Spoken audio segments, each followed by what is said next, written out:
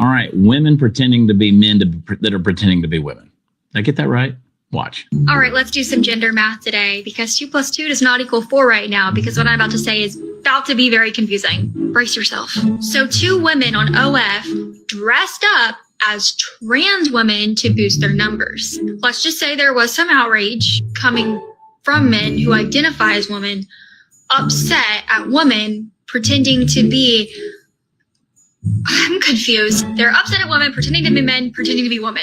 Okay, hold on. I need a calculator for this one. They responded saying, seeing cis girls showing their dildos, you know what I mean, in their pants and pretending to be trans women for money makes me so annoyed. My gender isn't your costume. Right. I think that's kind of been our point. I think they're getting a glimpse of what women have been saying for years about how they feel. Our identity is not a costume and it's not something you can just put on for effect. And now, ironically, the people who dismiss that point are experiencing how it feels. I told you this one would be confusing.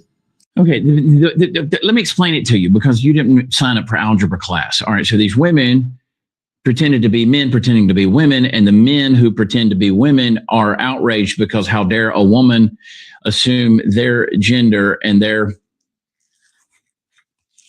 I'm sorry I ever brought you into this. All right, women pretending to be men that are pretending to be women.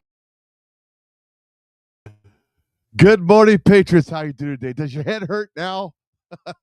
we got women on OnlyFans pretending to be men, pretending to be women, and the men pretending to be women are upset that the women pretending to be men, pretending to be women are pretending to be men, pretending to be women because it's stealing their identity. Is this what the Bible said when the Bible said in the end times that the right will be wrong and the wrong will be right and the right wrong will be wrong right and the wrong right will be right wrong? You know, I think I mentioned this before that there's a person my wife knows that is female and she's pregnant and she lives with her husband, but she is gay and she's a gay lesbian trans person. And her husband is gay and trans. So she's the boy and he's the girl. And they're married. I'm just saying, this it's at least you're putting a square peg or a square peg in a square hole, if you know what I mean. Other than that, I have no comment. I have not only do I not have comment, but I do not have any idea. I just don't. And with that, this is the day that the Lord has made, and I will rejoice and be glad in it. And the word of the day is given by is given by the Lord, is presented by Maureen in the Woods, is Mark 11:12 through 26. That's Mark 11:12 through 26.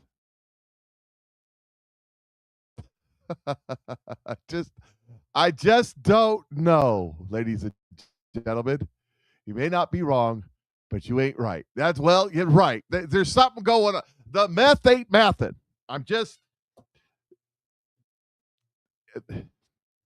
ABC ain't adding up. It's ladies and gentlemen, Houston, we have a problem. That's all I got to say about that. Is Houston, we have a problem. You know, who's the peg? Well, evidently, since they're producing a child, you've already got that figured out. I don't know that they have it figured out, but you have it figured out. Oh, my goodness. Anyways. What a world we're messed up. We are living in a messed up world. So as I was going through last night, or this morning, it was this morning. I was doing it last night too, but it was this morning. Setting up my show. The Lord spoke to me about something, and I went to go post it on Facebook, tried to type it out, and it wasn't coming. He didn't want me to do it on Facebook. He wanted me to do it here. By the way, it's Friday. We're live on all the channels. So if you want to come join me on all the channels, let me just tell you, if you're watching on Facebook, the only reason I'm on Facebook or YouTube right now is to remind everybody that I'm always on Rumble. Links in the description section. Go watch me on Rumble. Rumble supports your Patriot broadcasters and allows you the freedom to say things that I can't say on Facebook because I'll get kicked off Facebook if I say them. Like, for example, later on, we're going to have Donald Trump in the Oval Office talking about new cures. It'll probably get me suspended on Facebook because I'm talking about medicine. I'm not talking about anything. Donald Trump is. It's news. I don't know. But anyways, if we get to it. But those of you watching on Facebook and YouTube and whatnot, go find me on Rumble, go find me on X, watch me over there. So also, today's broadcast is brought to you by Elevate. Elevate. My wife has been taking Elevate, and it has changed. It has absolutely changed her life. And I've got to make this bigger so I can see it. Something tells me that that's not going to work. Why is it? Oh, I went the wrong way. Let's make it bigger. There we go. Never mind. I had it all popped up and now it's not. There we go. Now we got it. Somebody teach this guy how to do this. I had this all set up and then I messed it up. So, Elevate. My wife's been taking Elevate. The QR code at the top of the screen, wherever it is, you can click on a QR code. It'll take you straight to Elevate right now till the end of the month, till the last day of the month. They are throwing in a bottle of Boost for free. Boost. My wife takes the Boost every day too. If you sign up and take the Elevate, you get your Boost for free. And if you sign up now and put it on auto ship, you will always get your Boost for free, but you don't have to. Here's what my wife says about this one little product called Boost. Or excuse me, called Elevate. She says, I hit a wall and it was frustrating. 6 months on the shot. You know the shot, the one everybody's losing weight on. And I never lost more than 3 pounds. I felt like my body just refused to budge. But I switched things up and started taking a simple pill and boom, 10 pounds down, just like that. I have several other people tell me the same thing. Marine is saying that his wife is down 6 pounds and 3 inches. Same product. No crazy changes, no starving. As a matter of fact, last night we had pork chop sauteed in butter that I just picked up from the local butcher shop run by Mennonites, and I know for a fact that pig was pigging 2 weeks ago, so it was fresh and it was good. Anyways, just finally breaking through the plateau. If you've ever felt stuck, like your body just won't cooperate, I get it. But sometimes it's not you, it's just the wrong approach. I'm officially past the plateau, ready for more. Have you felt like this before? If you have, hit the link in the description section or send me a message to 660-620-2644 or a message to PatriotMikeShow@gmail.com, and we'll send you the link and help walk you through the process on how to get started. And you too can see if this stuff really, really works for you. All right. That's that as far as that segment. Oh, one more thing. I know. I wish you'd get started when the show's done. It's my show. I'll do what I want. By the way, this is how I feed myself and pay to keep this thing going without taking a bunch of money from the same people Tucker Carlson are taking money from. This is Eric War. I don't know if you know who he is, but he gives a description of something that I thought was profound when I read it. Let me make that just a bit bigger. Doop for my blind eyes. Okay, here we go. He says, you can drive an Uber, but you can't build an army of people driving Uber and get paid while they're driving and you're not. That's the difference between active income and leveraged income. And most people never stop to think about which one they're building. In a traditional small business, and I can attest to this, the average startup cost in the U.S. is around 50 grand. Borrowed from friends and family and credit cards, you jump off the cliff and hope the idea works. And if you pull yourself out of that business, it's worth almost nothing. I agree, because you are the business. That was my problem with my car lot. Network marketing is one of the only models where you can actually create leverage, where you can build a team of producers and earn from their production. Not just in your own hours. The merit is where merit is. The only thing that matters, not seniority, not politics, not who you know. It's not easy. I'll never tell you that it's easy, but it's fair. And fair is rarer than most people realize. And so he talks about swiping through some of these posts, and that's fine. I'll share some of those posts that he put on there later time. But my point in this is, I know what it's like to spend a bunch of money to start a business, and my camera's going, woo. Once in a while it does that. I don't know why. I know what that's like. I know what it's like to put it all out on the limb, and then I know what it's like to have your business become a trap. You can't go anywhere. You can't do anything. It owns you more than you own it. But taking this approach, and think about it, if you could have 500 people driving Ubers and you got 1% off of everything they did every day, day in and day out, would that work for you? That's what leveraging income. See, when you watch Shark Tank, right? How many of you watch Shark Tank? They're leveraging, but they're spending millions and millions of dollars doing it. They're buying into somebody else's company to provide them with the systems and training needed to bring their company to the next level. But they have millions and millions of dollars to play with. So you could do that and make bets on people building a business where you are hands off, you're just supporting. And if they make it, you win. But do you have the millions of dollars to do that? I don't. So this is another approach. The problem is there's a bunch of these companies out there that give things a bad rap. And so how do you choose the right one? I think I found that.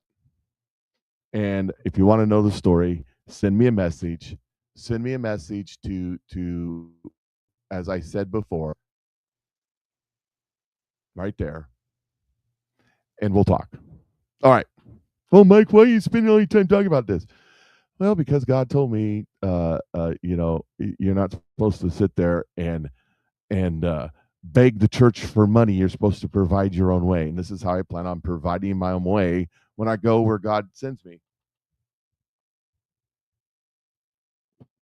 All right. Had to take a swig of lemonade to get my mouth working in the proper ways. I'm playing around with a new system that StreamYard has. We'll see how this works. All right. So as I was setting up my show, I felt God speak to me. And this was the post. Donald Trump shared this post yesterday. Stop telling us who broke the law and start telling us who was arrested. And God spoke to me and he said, we're not in the season of arrest. We're in the season of exposure. The arrest will come. The arrest will, but we're in the season of exposure right now. And this is what he said to me. He said, I'm saying, he said, we saw what Donald Trump read, the verse that he read in the Oval Office. It's the same verse I was talking about 2 years ago when we had our day of prayer. That we need to pray, fast, and repent for what our country has done. And I've said this to you before, what God said to me today, and that is May 17th is the day that Donald Trump has set aside to rededicate the United States of America to God. In the same way that verse reads in 2 Chronicles 7, if my people who are called by my name, that verse,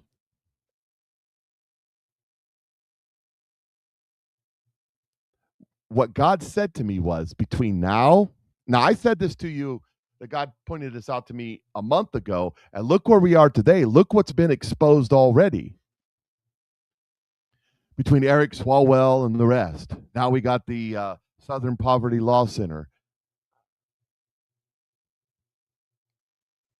God says much more must come out before May 17th because we need to know what we're repenting of. Does that make sense?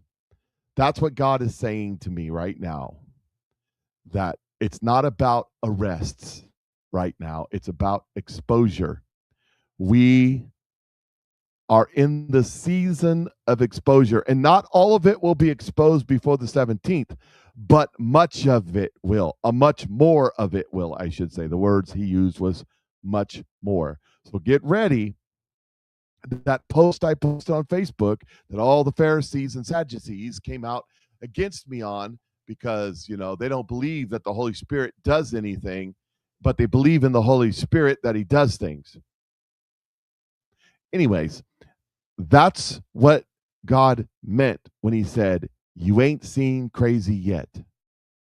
Crazy is coming because God is about to expose much, much more as these next week or two go by. And I don't think it's going to be all of it, but it's going to be enough that the American people's, the American consciousness of the United States, it's going to be enough that we know there's a big problem.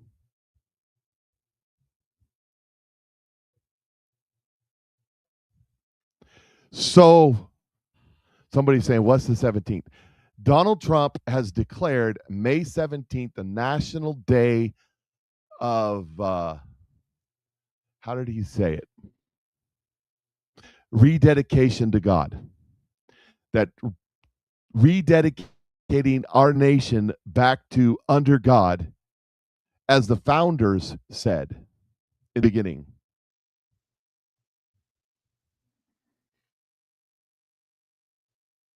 So here's what Donald Trump read. If my people, which are called by my name, shall humble themselves and pray and seek my face and turn from their wicked ways, then will I hear from heaven and will forgive their sin and will heal their land. If my people who are called by my name shall humble themselves and pray and seek my face and turn from their wicked ways. This is a day of rededicating ourselves to God. What God has spoken into my heart about this day, it's not unlikened to, or it is likened to in the Bible with the king. Somebody tell me which king this was. I can't remember off the top of my head. It was the young king. Was restoring the temple, and they found the law. Think about that for a second. The temple had been neglected, and the king is restoring the temple before God.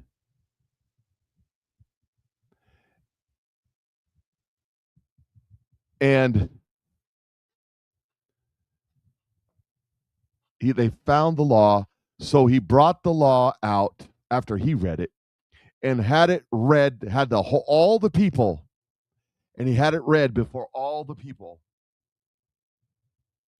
And when he read the law before the people, somebody tell me, what king was this? Was it Josiah? Somebody said Josiah. Famous Amos said Josiah. He's a Bible scholar. He's probably correct. I can't remember because I get them mixed up. I do feel the Holy Spirit on me right now, by the way.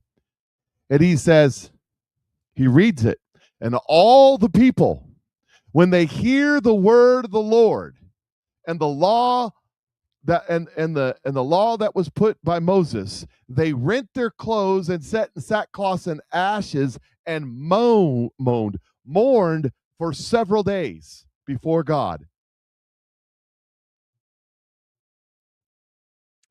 That is the rededication.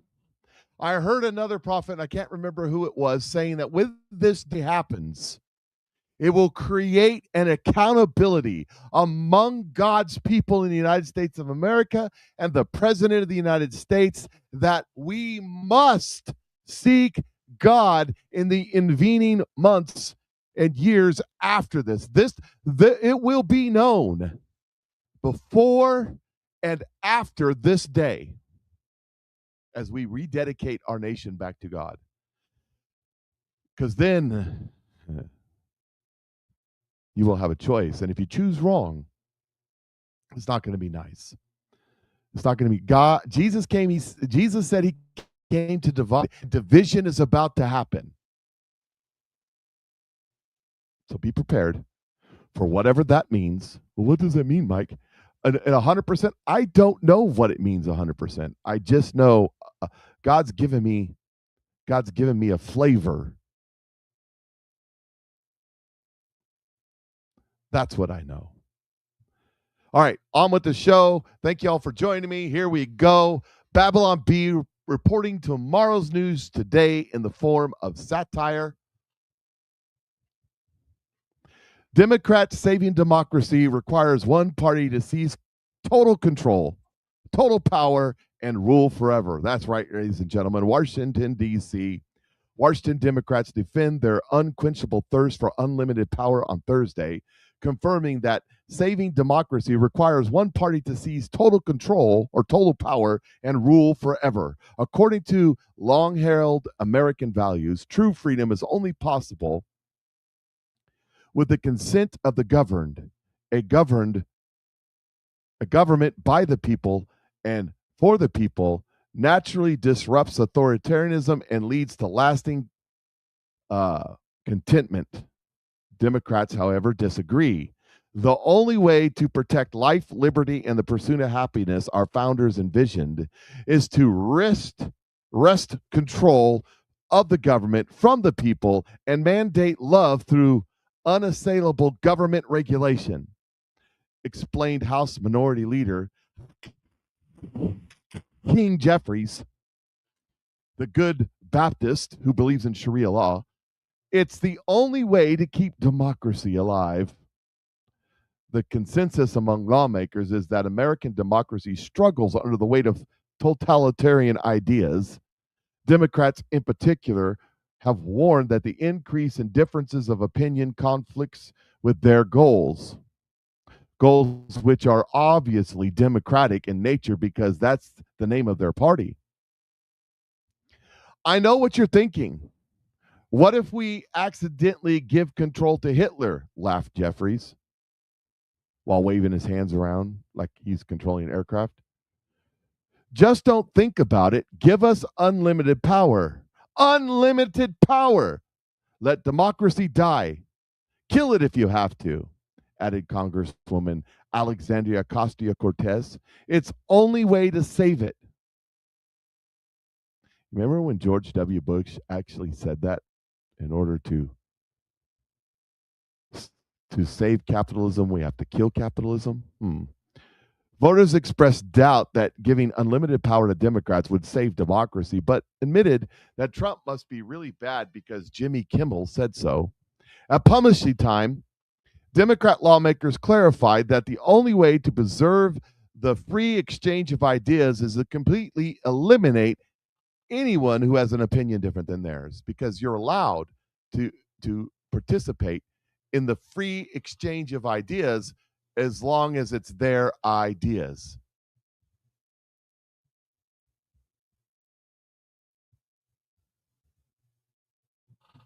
And that's pretty much standard operating procedure, don't you think? Don't you think? And also, Babylon B, just because I thought it was good, 2 for the price of 1. Here we go. New evidence reveals Judas received his 40 pieces of silver from the Southern Poverty Law Center. Jerusalem, in a surprising new discovery that coincides with recent news headlines. Biblical scholars confirmed that Judas Iscariot likely received his 30 pieces of silver from the Southern Poverty Law Center.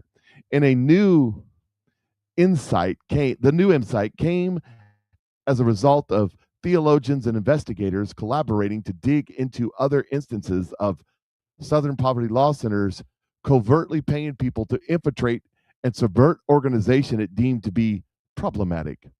With new unearthed parchments confirmed that Judas was paid the sum of 30 pieces of silver to work against the ministry of Jesus Christ from the inside. Looks like they've been doing this type of work for a long time, said Professor Clayton Rockstool, a Bible scholar who worked with investigators to uncover the truth. The Southern Poverty Law Center apparently found Jesus to be a threat to their psychopathical agenda and sought someone on the side to do their dirty work for them. The Southern Poverty Law Center then worked hand in hand with temple priests to have Judas work his way into the disciples to do their bidding and report back. He was up to no good, and the Southern Poverty Law Center was part of the whole thing. The discovery served to confirm that the Southern Poverty Law Center had been infiltrating conservative Christian organizations since the beginning. They wanted to bring Jesus down as much as anyone, Rockstool continued. The greed for Judas Iscariot gave them an in, and they needed to cause trouble. Thankfully, and very much unbeknownst to them, they were following right along with God's plan. At publishing time, the scholars also revealed evidence that the Southern Poverty Law Center had provided substantial funding for the Philistines during the reign of King David. And it's so, the Babylon Bee, tomorrow's news today in the form of satire. They are so on point with that. It's unbelievable. It's unbelievable. All night long, we gave the. So here is Chucky Schumer, and on the DHS funding plan that passed through the Senate. By the way, they were able to pass the DHS funding plan. The Republicans were able to get their act, but not the Save America Act. No. No, we can't have that because it will take our power away. All night long, we gave the Republicans a chance to do the right thing by voting for our amendments. We gave Republicans a chance to vote for an amendment to lower out-of-pocket health care costs. They said no. We gave Republicans a chance to lower child care costs. They said no. We gave Republicans a chance to stop insurance company delays, to protect school meals, to give people a hand at the grocery store. And Republicans said no, no, and no again. What kind of bubble are they living in? How apart are they from people's real needs? And instead, take that money, which should have gone to lowering people's costs, and giving to an agency that everyone knows needs reform. So there's Chucky Schumering. But we gave the Republicans a chance. No, sir, you're not in the majority, you're in the minority. They get to dictate how it goes. We know that that's not going to happen. That's how it's supposed to happen. We gave the Republicans, you didn't give nothing. You tried to sabotage the deal. You tried to interfere. You tried to put your stupid programs in there to make sure the learning centers, the Leering centers get paid. That's what you did.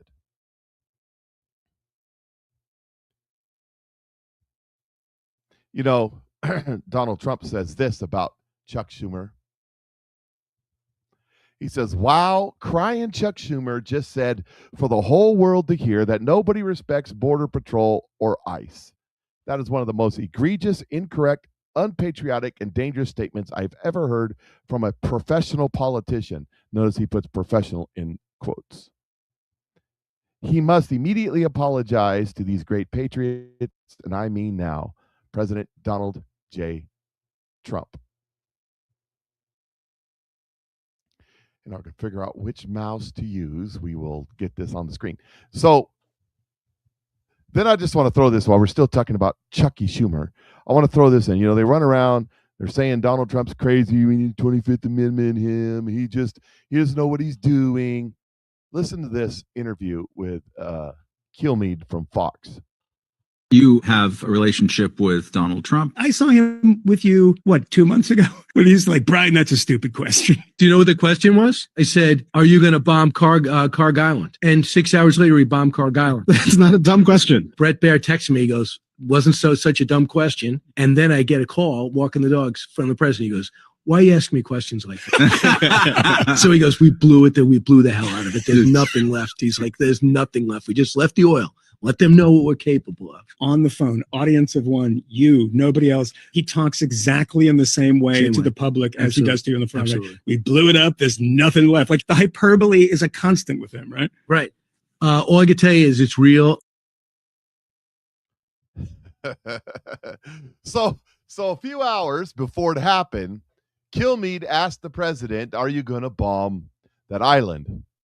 And he says, why you ask me dumb questions? Why you ask? Then he bombs the island. Then he calls Kilmeade and said, don't ask me questions like that. I can't answer them at that time. I can't tell you I'm going to bomb the island. I'm not Joe Biden. You got to love this president because, what was it? Kim Clement says he's got hot blood. Hot veracity. I had to look that word up when I first heard it. I wasn't smart enough. Smart enough to get it. So and then he goes and bombs the snot out of the island and then calls him and says, you can't ask me those questions, even though I'm going to bomb the snot out of the islands. Here is Fox News and acting. No, he's not acting anymore. DHS Mullen, because he got confirmed. On Chucky Schumer. Makes my ears red. It takes a lot to get me upset. But Chuck Schumer, no one respects you. The definition of a lying scumbag politician, that is you. You would be the definition if you Googled you right now. I mean, why don't he just come out and be honest with American people? He wants to have open borders. If you want to defund the Customs and Border Protection Agency, if you want to defund ICE, who is in there arresting the criminals that the laws were passed by you, you had time to change those during the Biden administration. You didn't, because you're for open borders and you're for the criminals running amok in our cities. And for you to say that is so disrespectful to the law enforcement that is out there protecting you, because he has a detail with him. How about he walks around these city streets without a detail? I wonder how safe he would feel.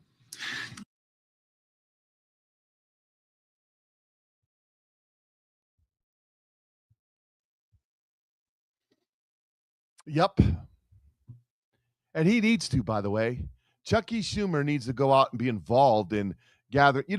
There's a couple reports on my Telegram. I'm never going to get to it. There's a couple reports right now. One of them Mullen was talking about, of illegal immigrant criminals who were arrested for various charges and then immediately released and within days committed murders. If our system wasn't so compromised that we could round these people up and ship them home, there are hundreds and hundreds of people that would be alive today that are not alive today. And that's a shame. That really is a total shame. Here is let me find it here real quick. Let's see. We got a debate out in California. All right, it's this one right here. Donald Trump smacking down a reporter talking about the 2020 elections and the Southern Poverty Law Center. Equal or greater than what they're doing, and they won't be happy about that. No, that's enough. You've asked so many things. The Virginia Department of Elections earlier today and asked them if they had seen any evidence of election tampering, of fraudulent mail ballots being cast in the Tuesday election, or if there was any evidence of non-citizens voting in that election. Why did you say that that election was rigged? Well, you have mail-in ballots, and they found a lot of them at the end of the day. All of They a said that sudden, they have received no credible information related. well, I know you'd say that no matter what. You know, you've been saying that for years, and now they're finding out that the 2020 election was totally rigged. And when you look at what just, excuse me, how do you defend what just happened where your Southern law, whatever it is, has given money to KKK? They're supposed to protect people, and they're paying all these people, crooked as can be, millions of dollars going all to all these people that they'd be protecting from, but they're actually supporting them because they want to have companies that they can protect and because they want to rig elections. That was all a rigged election. All of the things with Charlottesville, all of the stuff that they did. And you won't bring that up, but you'll bring up some nonsense. Let me tell you, the election, we were winning all day long. It's a totally horrible, and hopefully the courts will overturn it, what they did in Virginia. You have a grossly incompetent governor. You had a very good governor. He did a good job. You know, all those companies that want to move into Virginia now, they want to move out and go to a different location. So he smacks down this reporter, ties the Southern Poverty Law Center to the 2020 election and the election still. And let me tell you something. Understand, these next several weeks especially, we are in the season of exposure. We are not in the season of arrest yet. We are in the season of exposure. And we're about to find out. They effed around, and we're all about to find out. God is the one doing this, not man, not Trump. Although he's using Trump as his tool, as his instrument, Trump will be a trumpet to trumpet the evil that's in this government. And after this season of exposure, however long that it is, will come the season of punishment and judgment. You see, for the last 10 years, we've been in a season of grace. That God has given grace to these evil doers to repent and turn from their wicked ways.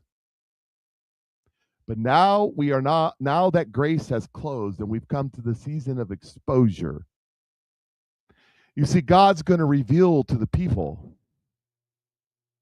all of the evil. And it's going to be you're going to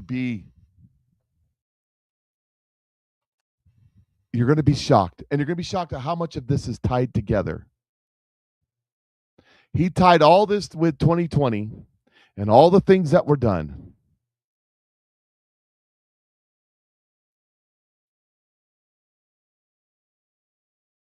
And we're going to see. Well, and you got a point. It wouldn't do any good to arrest the crooks anyways, unless they're going to arrest all the judges first.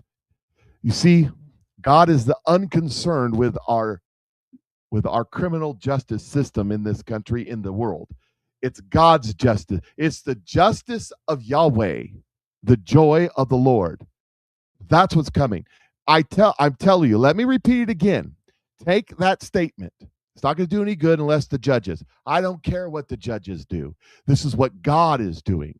Let me justice of Yahweh. Let me just point out the word that God gave me that I've been repeating over and over again, that there won't be enough people in Congress, elected officials, to hold a quorum. Just think about that for a second. Just comprehend that for a second.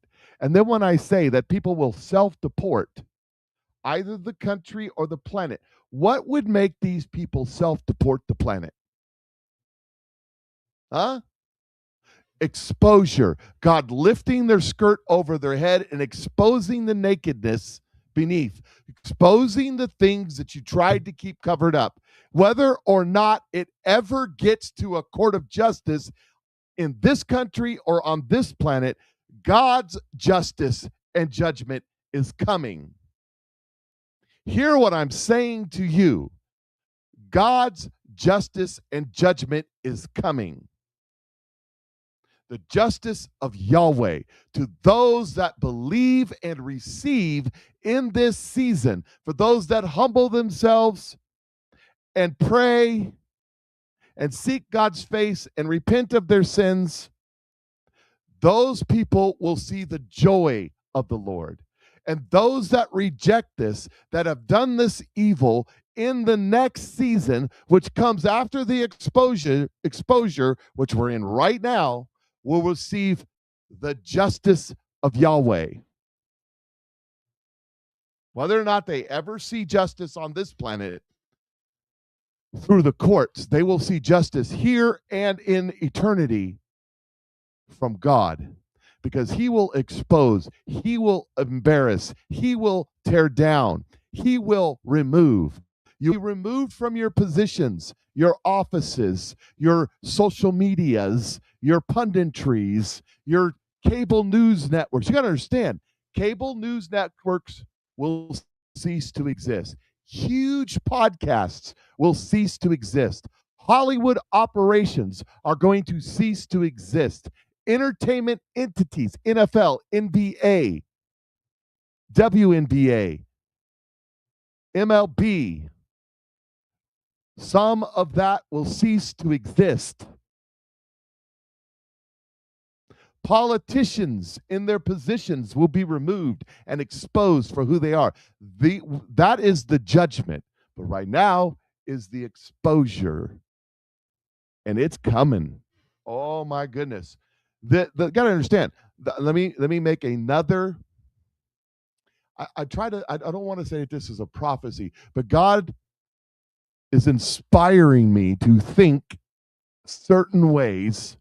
And one of them is what the Southern Poverty Law Center has done and is doing. It is the model of operation of 99.9999% of these NGOs. Let me say that again slowly. What the Southern Poverty Law Center has done and the way that they have done it is the model of operation that is all of these NGOs. There may be one or two that aren't that way. So we're going to find out. We're going to find out how evil and wicked this whole NGO. You understand? Elon Musk has been saying we get rid of the NGOs, we get rid of the fraud, waste, and abuse. We balance our budget. We balance our budget without even taxing people. Just consider that for a moment, how crazy that thought process is.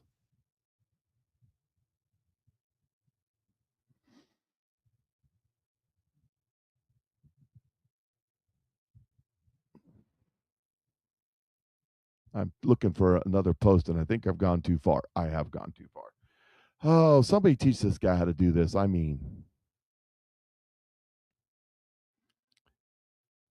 let's see here. Okay.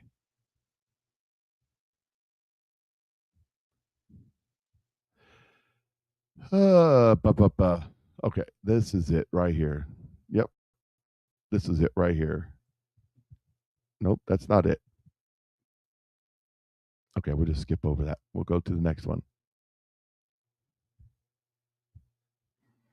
I apologize. Somebody's got to teach this guy how to do this.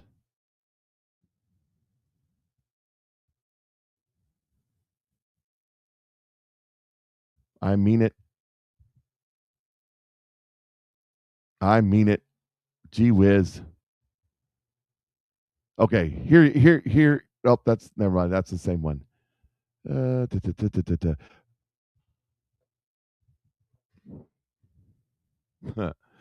Okay, here's CBS reporting on the Southern Poverty Law Center.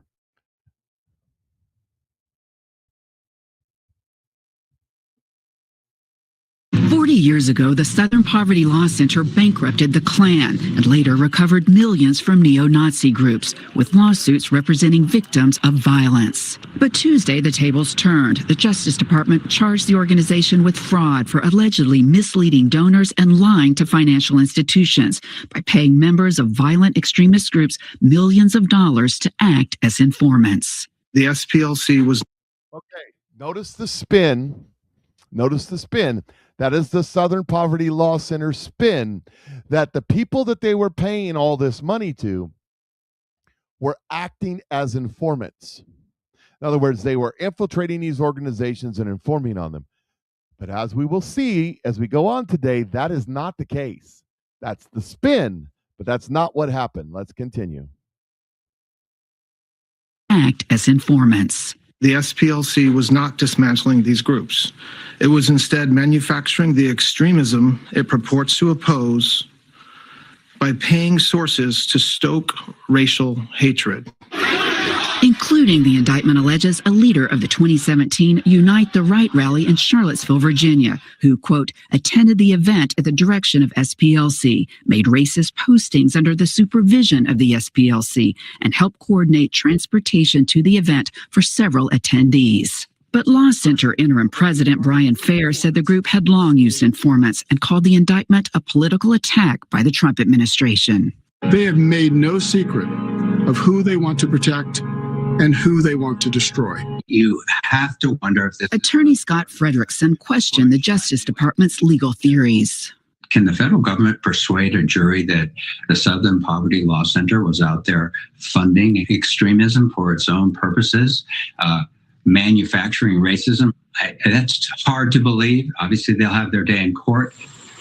But there have been calls to investigate the Law Center for years. In 1995, the Montgomery Advertiser was the finalist for the Pulitzer Prize for articles alleging that the center was misleading donors and wasting their money. And more recently, critics say that its hate watch list of extremists includes many mainstream conservatives. Tony? Jen, thank you very much.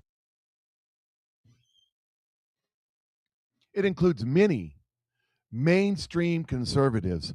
Oh, and they're just trying to, they're trying to defend. You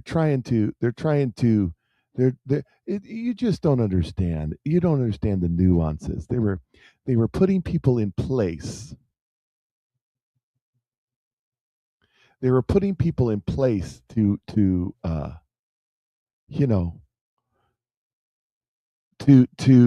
get information. If you're going to put somebody in place to get information, you can't put the guy who started the organization and then recruited the people and then set up the riot where somebody died. That's not infiltrating an organization, but that's what they did. Here is Data Republican, small r. Is a thread how the Charlottesville rally and SPLC birthed the entire billion-dollar-plus democracy ecosystem. 11 federal counts, wire fraud, money laundering, conspiracy. But here's what the SPLC headlines are missing. The indictment describes a paid informant in the leadership chat that planned Unite the Right. The guy who created Unite the Right was a paid so-called informant from the Southern Poverty Law Center.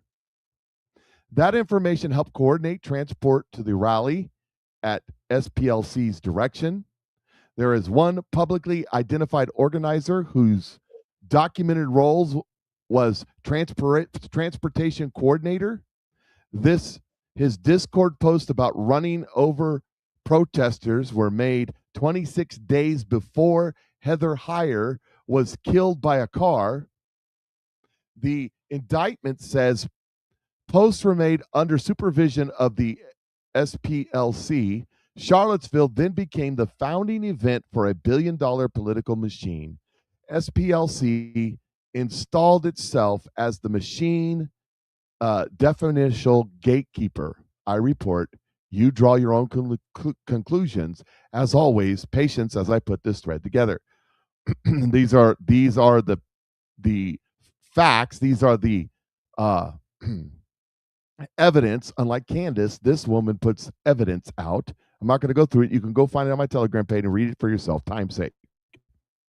It's not confirmed fact that Chinsley, who appeared to encourage running over protesters, was a SPLC informant, but the indictment, paragraph 11A, describes informant F37, and it matches Chinsley, member of the online leadership chat that planned Unite the Right attended Charlottesville at SPLC's direction, made racist postings under SPLC supervision, and helped coordinate transportation for attendees. That's this guy.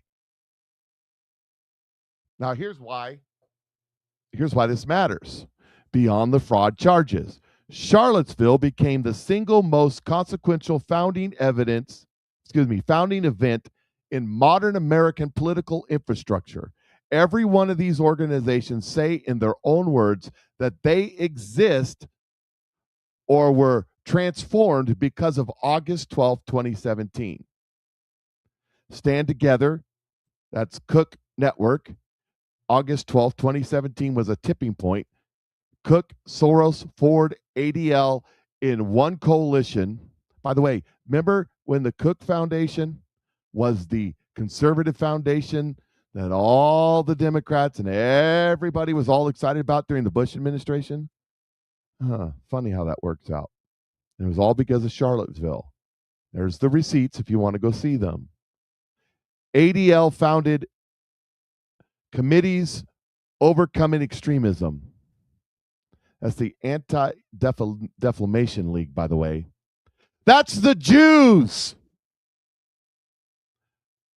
They happen to be Jews. They happen to. The Anti-Defamation League is about getting people to stop defamation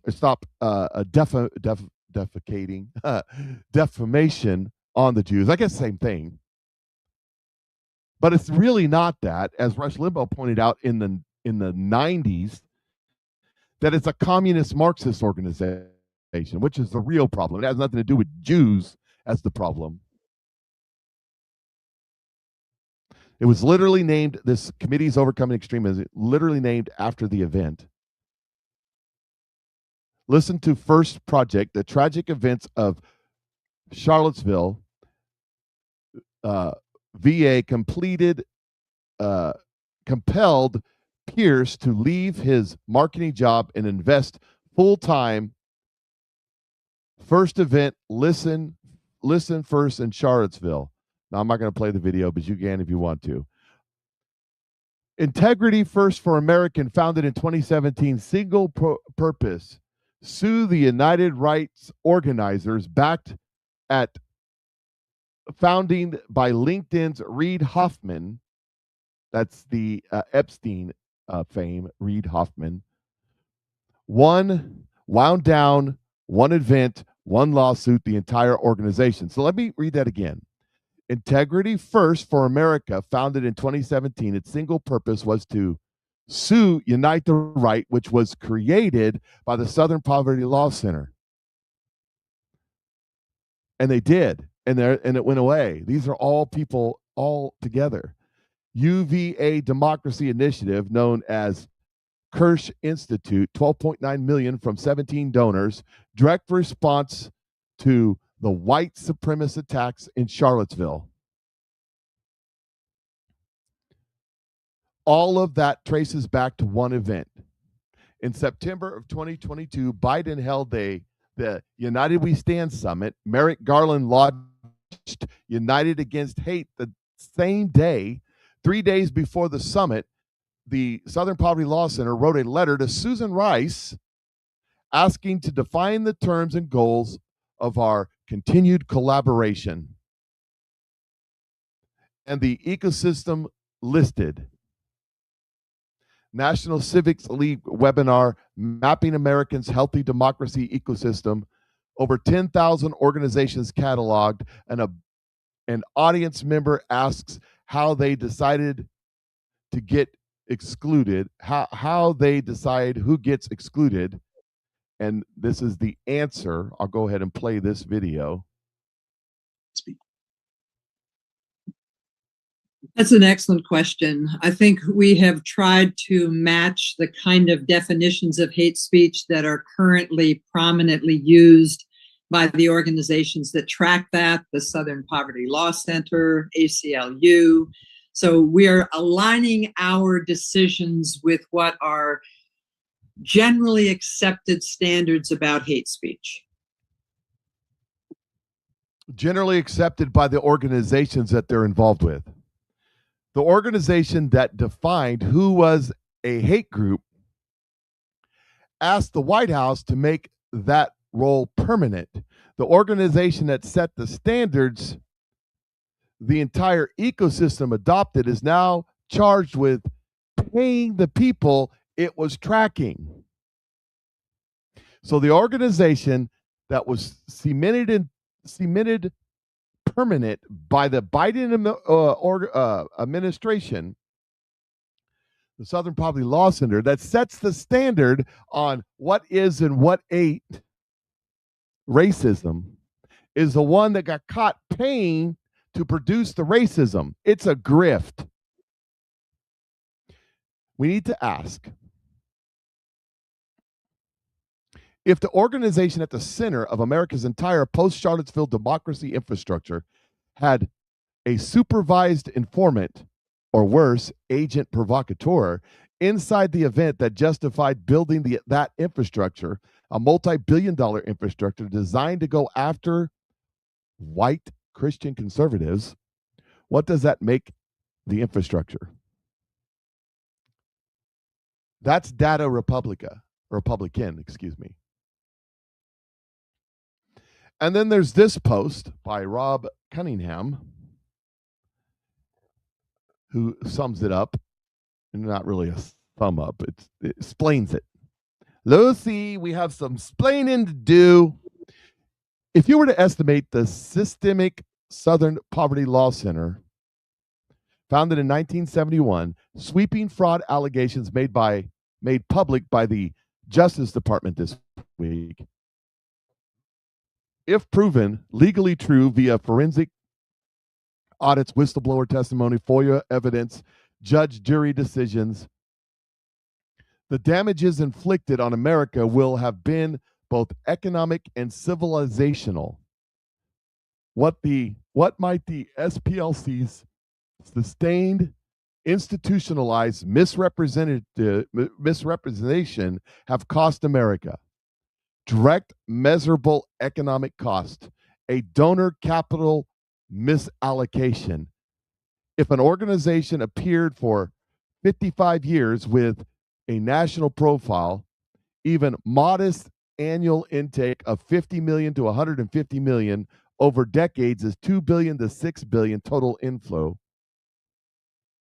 If a meaningful portion of was fraudulently solicited, miscalculated capital likely in the 1 billion to 4 billion range, that's not just lost money, it's capital diverted from legitimate causes and compounding harm. B, the legal system burden.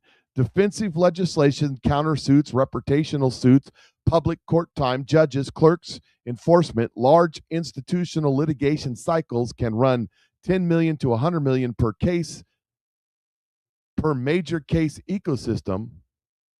Over decades, hundreds of millions to low billions in cumulative legal friction.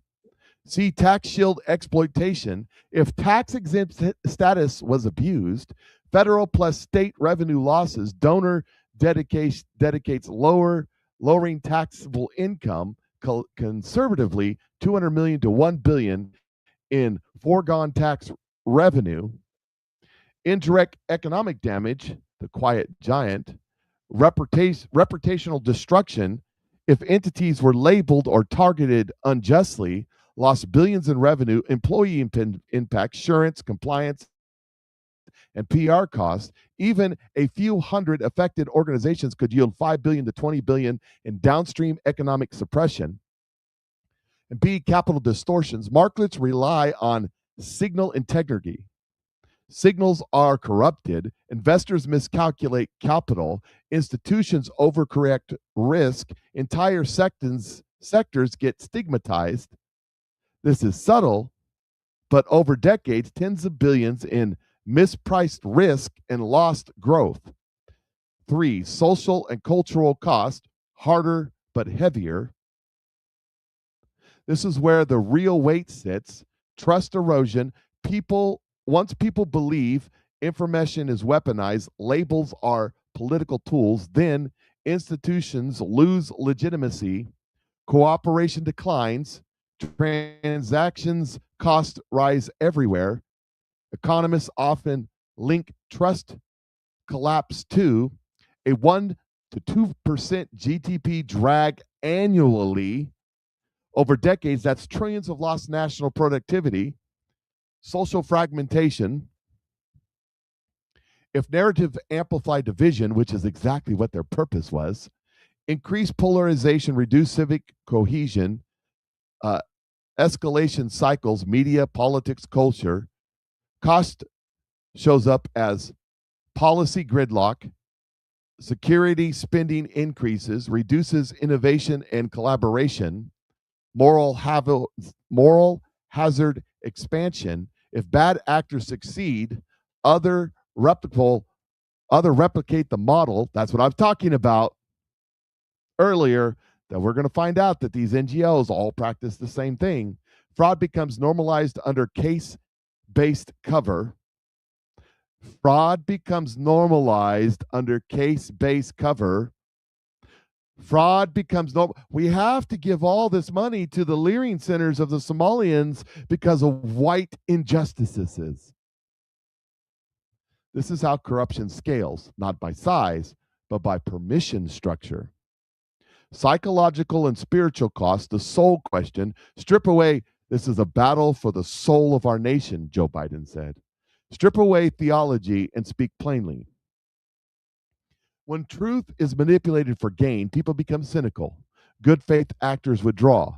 Fear replaces discernment. The long-term effect, a nation begins to doubt not just institutions, but each other. That is the most expensive outcome of all.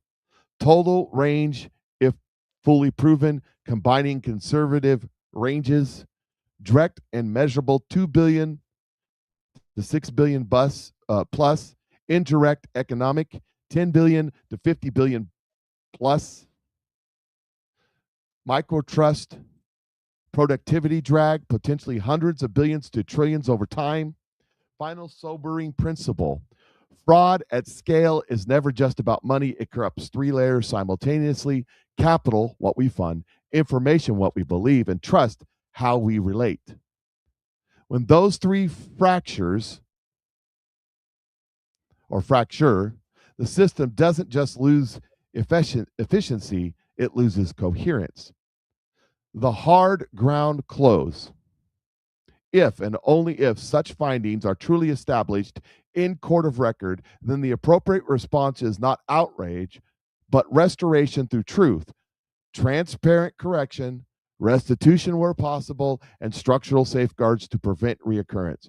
Because without truth,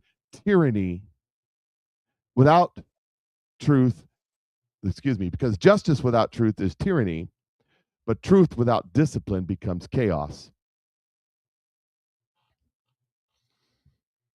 And that's pretty much what we're looking at right now. And then there's one more here. Let me see if I can find this one right here. They not only went one way, but they went the other way too. And here's the report. SPLC omitted over 200 reports of anti-white hate crimes. What are we talking about here? Following the indictment of Southern Poverty Law Center for counts that include fraud, bank fraud, and money laundering, it has resurfaced that the group failed to include reports from thousands of educators of anti-white language against students in the early days of the first Trump administration. Is that it? That's it. That's it for the story? Oh, read the full article. Here we go. The Southern Poverty Law Center, in partnership with the American Federation of Teachers, released a report in 2016 titled The Trump Effect: The Impact of the 2016 President Election on Our Nation's Schools. The report was based on a questionnaire that was circulated amongst teacher union members in K-12 schools who subscribed to the Teachers Tolerance newsletter.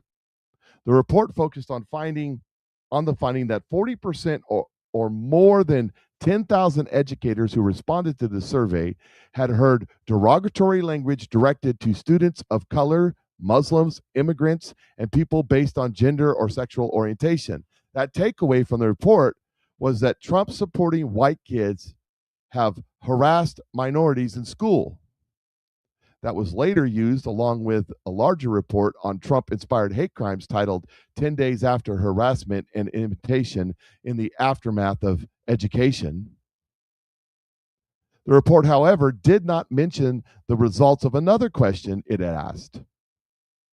Whether they agreed with the statement, "I have heard derogatory language or slurs about white students."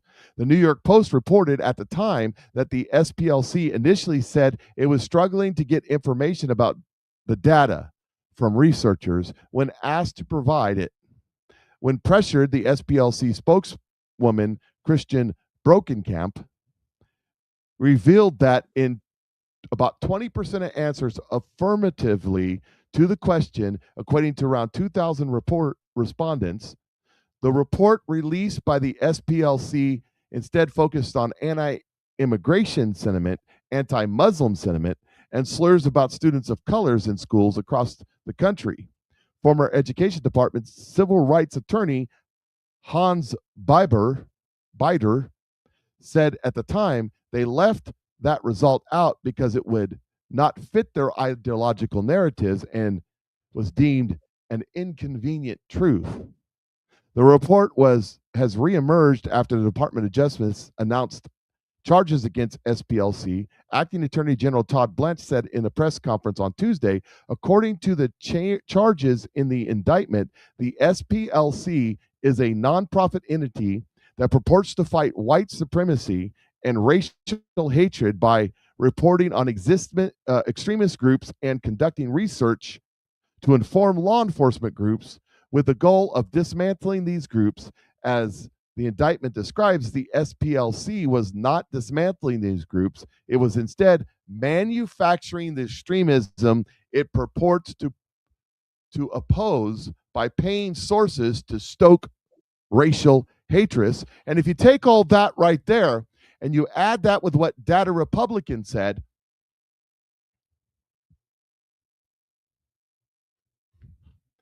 they set up the system. They created an entire ecosystem of hundreds of NGOs that funneled money, and it turned into a multi-billion-dollar industry. Tax-free, ladies and gentlemen. Tax-free industry. Just want you to be sure you understand what I'm saying. A tax-free industry. Everybody wants to go after the church and their 501c3s.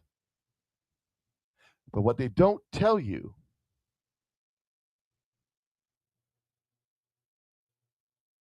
about the 501c3s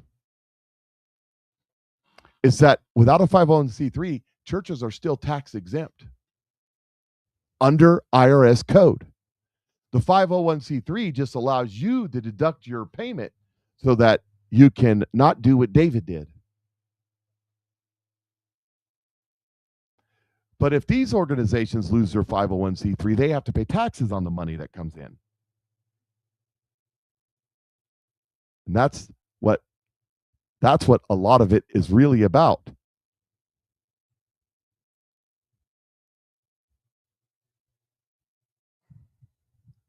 I'm not missing anything here. Oh, yeah. That's what it was. I knew I had it. The Benny show right here. Here's Benny talking about that. Benny Johnson talking about that on the Ingram show. I think this is the one. I hope this is the one. I want to call for something, Laura. And I think it's really critically important. It's one thing to do the charges and the indictments. What the Trump administration must truly do to shut this down, this corporate scale fraud down, is to eliminate the tax exempt status. That's how they're able to funnel these donations in. That's how people are able to get write-offs. You must cut off the head of the snake, and that's the tax exempt status. Make them pay by eliminating that, and then no one will donate again. And Carol says, not optimistic that the mountain of evidence will get any convictions. Get convictions out of your mind and think justice of Yahweh. Listen to what he just said. Nobody will donate again. Even if people don't get convicted, everybody wants convicted. Everybody wants conviction. Oh, and some will. Let me tell you something. Seditious conspiracy. This Southern Poverty Law Center is going to get tied up in the seditious conspiracy, and there'll be superseding indictments on top of it. And people are going to go to jail over that. The ones that don't self-deport the planet. So don't forget that. However, that's not what I'm trying to get everybody that watches my show to get that out of their mind and think of justice of Yahweh. Let God cook. Everybody was saying, let Trump cook. Let God cook. Let God do his thing. It'll be way better in the end. And the world will say there is a God in Israel and a God in the United States of America. Mark my words. It's going to get exposed. It's going to get exposed, and people are going to be shocked at the outcome of this.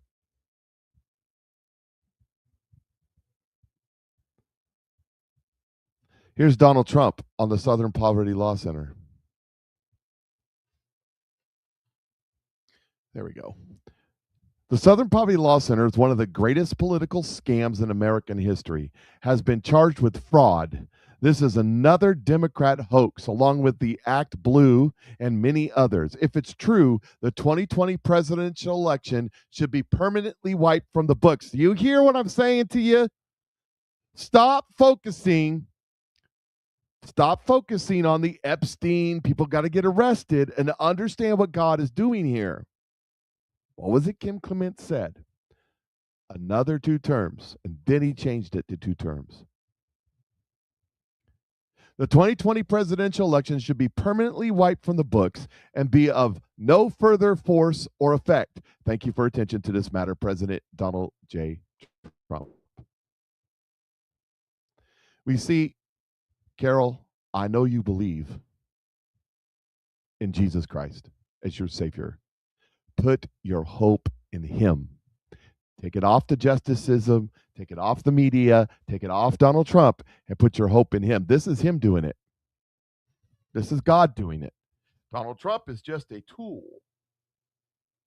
that God is using. God used Moses and God used Pharaoh. Listen to what I'm saying to you. God used Moses to do his will because Moses was willing to do it. God used Pharaoh to do his will, even though unwilling to do it. You're about to see some things happen from the people opposed to God, doing God's will unwillingly.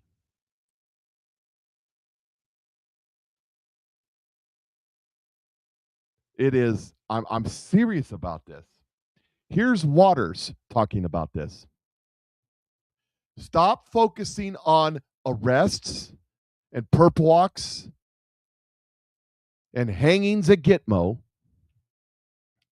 which I know we want the salacious stuff, and start focusing on the justice of Yahweh and what God is doing. When you see these things unfold, give glory to God. It's not about arresting people.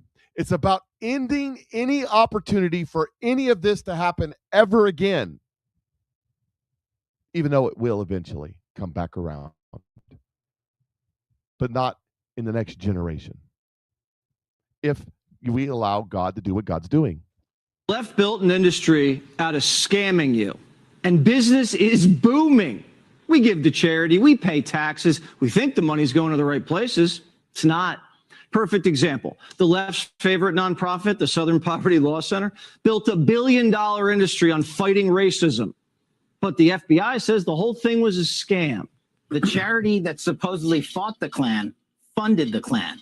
The charity that supposedly fought neo-Nazis funded neo-Nazis. The Southern Poverty Law Center ran a methodical, calculated scheme to defraud their donor base of $3 million and lied to them and used an illicit banking structure system to create shell companies to hide their money and who it was being sent to, specifically for the reason to sow discord and hate into our society.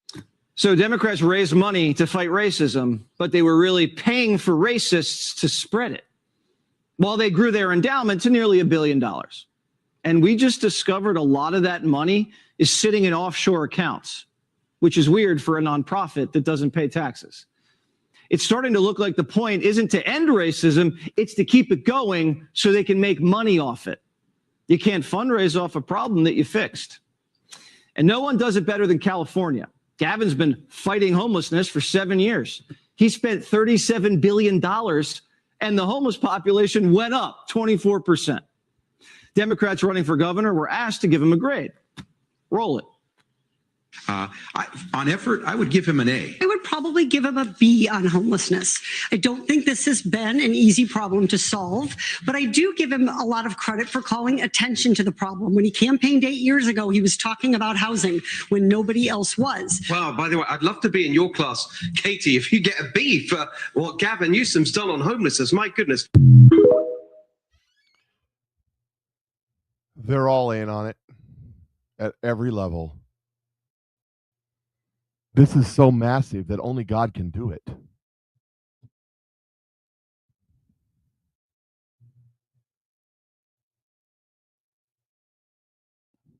Just think about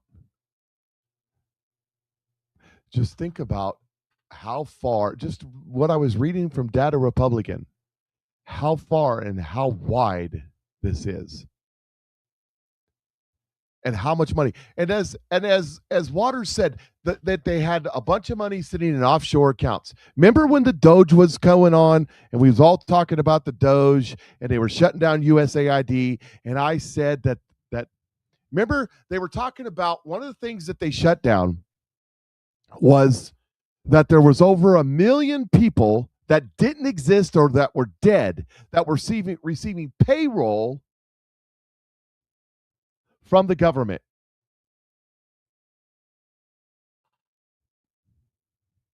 Hey, Mike Hawk, how you doing, brother? Glad you're with us.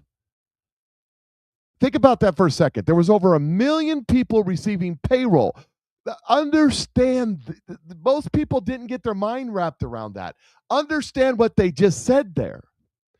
You see, no one gets a check anymore that they have to go to the bank and deposit. You see, if I got a check in John Smith's name and I went to my bank and tried to deposit, somebody would question that. Wait. Especially if it was a government payroll check for $5,000 a month or more.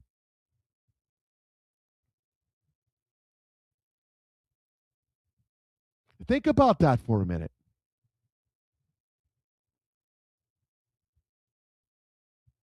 But instead, we do direct deposits. Instead, exactly, someone's cashing those checks, but it's not cashing checks. It's direct deposits. So somebody in charge of the payroll with authority to change the payroll or add or take away payroll was in there going send on the computer, creating a false account or creating a dead person account and having that money routed to a bank number somewhere in the Cayman Islands every month, month in and month out. Do you remember when Elon Musk and Doge called every federal employee to answer an email and they all got mad? I shouldn't have to answer no emails. Oh, that was a test. If you didn't answer the email, you were fired. Why? Because 1 million plus people that didn't exist with fake email addresses, fake employments, everything about that person was fake except for the routing number and the account number to the account in the Cayman Islands or in Belize or wherever they were sending the money. There were federal employees at a high enough level that they can manipulate this certain portion of the government, collecting multiple paychecks to offshore accounts, for their retirement. Nobody's talking about that. But here's what I'm telling you.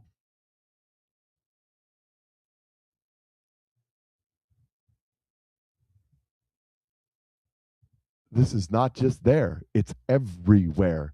Everywhere the government writes a check, there's a massive amount of fraud, and that money's leaving our country and piling up in these government employees, government politicians' bank accounts. These accounts of dead people will end up being politicians. Mike's going right where I'm going. And that's part of the reason. As God rips this open and exposes that, and we find out that this politician and that politician and this bureaucrat and that bureaucrat has millions and millions of American taxpayer dollars sitting in bank accounts in the Cayman Islands or in Venezuela or in Cuba or in Iran or Ukraine, etc., etc., etc. You see where I'm going with this?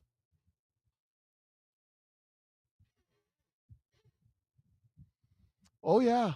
It's a big deal. There's a reason why Joe Biden and Hunter Biden and the Biden entire crime family had hundreds and hundreds and hundreds of those, I forget what they're called now, where the bank notifies the government that there's something going on here. There's a reason why the Biden crime family had hundreds and hundreds and hundreds of corporations, inside corporations, inside corporations, inside corporations, because they were hiding the money. Let me tell you, I said this before. The Bidens got billions of dollars from the Chinese, hundreds of millions of dollars from the Ukrainians and from the Russians and from everybody else. And they're broke today. Why is that? Because they were the bagmen. They were the patsies. They were the ones that were collecting the monies for everybody else from all fraud. There's several others that do that. That's what Act Blue does. That's what the Southern Poverty Law Center does.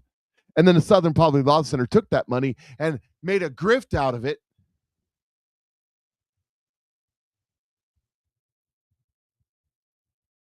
God's going to stop the fraud, Judy. Understand the prophet. You got to tie all this together to what God's been saying to us. He's been saying that we're going to go into a season of the harvest, and that there'll be a season of plenty during that season of harvest, where God's going to fund the United States of America to spread his gospel around the world, to bring in the harvest for a season. Well, where do you think those funds are going to come from? The wealth of the wicked is saved up for the righteous. The greatest wealth transfer. When you hear the Patriot mythologies pushes talking about that, they're talking about Nasera, Jacera, and all the other stuff. You'll own nothing and be happy. It's a wealth transfer from the world to the elite, but the greatest wealth transfer, because God's doing a boomerang on everything, will be from the elite, illegally gains funds, the wealth of the wicked saved up to the righteous, to be funneled back into the United States of America and Canada and Mexico, to spread the gospel around the world. And what happens, ladies and gentlemen, when every place in the world has heard the gospel?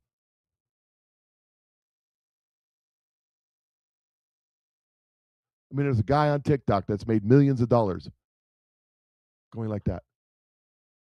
What happens when the gospel spread around the world? Those of you that are it's the end times, it's the end times, it's the end times. Well, that's the end times.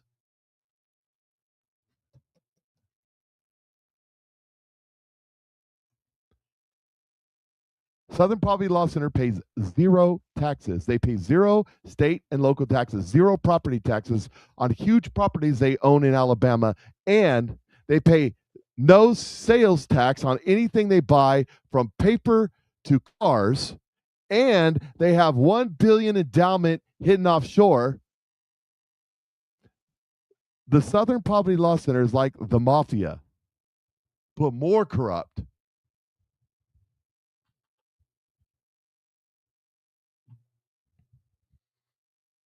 Don't limit how bad this is, but also don't limit how much God can do.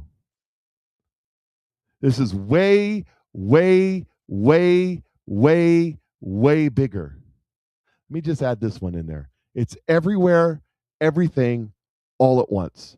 We are in the season where God is revealing the evil.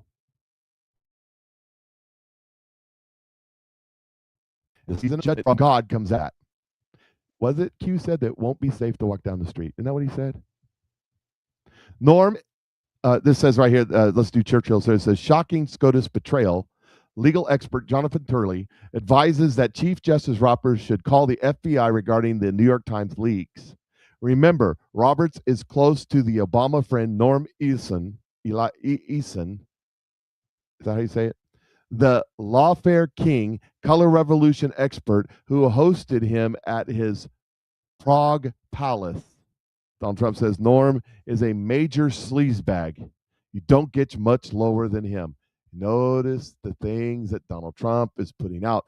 The things that Donald Trump is doing is not orchestrated by, I've tried to say this 2 or 3 times, and I don't know if I ever got it out.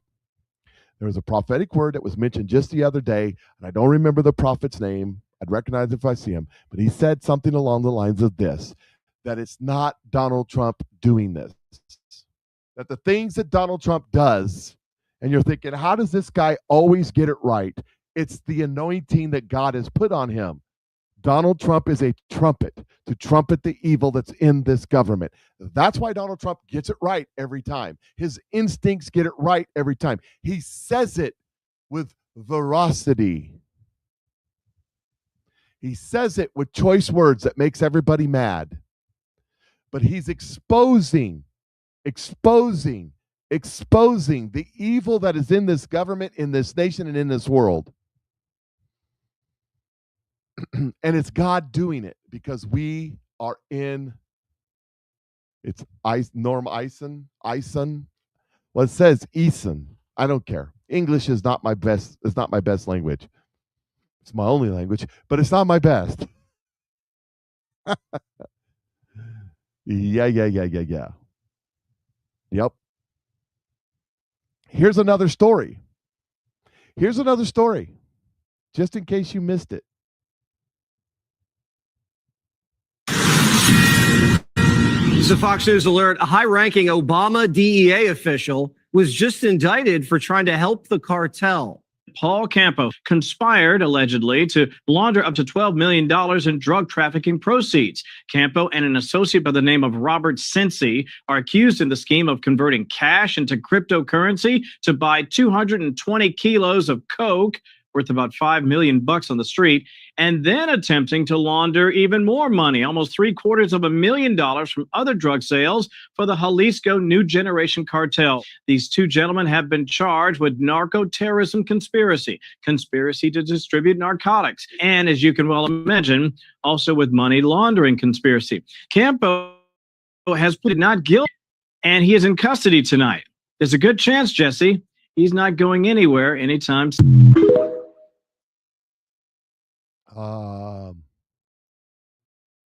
And that's only the beginning.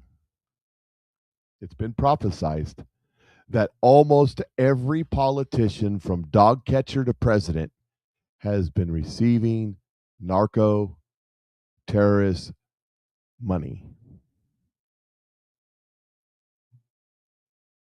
So is Fast and the Furious related to that? Could be, but Fast and the Furious was us smuggling guns to Mexicans, and somebody got paid for doing it, I guarantee. Elon Musk posted this. We pay people to be racist. He says, hear me out. Listen. This is good. We pay people to be racist so that we can fight racism.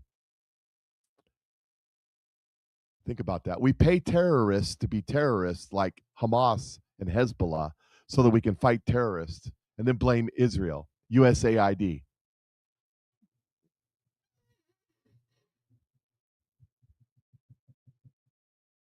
So we are here to know and understand what's really happening, is what Mike says. You'll be needed to explain to people what happened. A lot of people don't have a clue. This is true. This is very, very true. A lot of people are going to be shocked by this. You know, there's people right now that don't know anything about Eric Swalwell resigning, don't know anything about the guy down in Texas resigning, or McCormick resigning, or how many people have died in office just this year. They don't know anything about USAID. They don't know anything about the Southern Poverty Law Center. They don't know anything about a bunch of bank accounts in the Cayman Islands. They don't know anything about any of it. They just think Donald Trump bad because I was told. And there's a lot of Republicans falling for this Patriot mythology media BS, running around going, I voted for Donald Trump 3 times. I will never vote for him again because he's a danger to our democracy, a danger to our democracy, a danger to our democracy. The media, we've talked about it. I've had the guy from yournews.com. You should check out yournews.com. I've had him on here, and he's given the statistics that the average person to watch cable news is 70 years old. My daughter called me last night because she lives in Kansas City. There's a bunch of tornadoes and sirens and all this stuff. Turned out fine. She was fine. But the sirens were going off. The wind was blowing. The rain was coming down. She was freaking out. She called me to check the weather because she's never had subscription television. I said, well, turn on Fox News. She says, I don't have Fox News.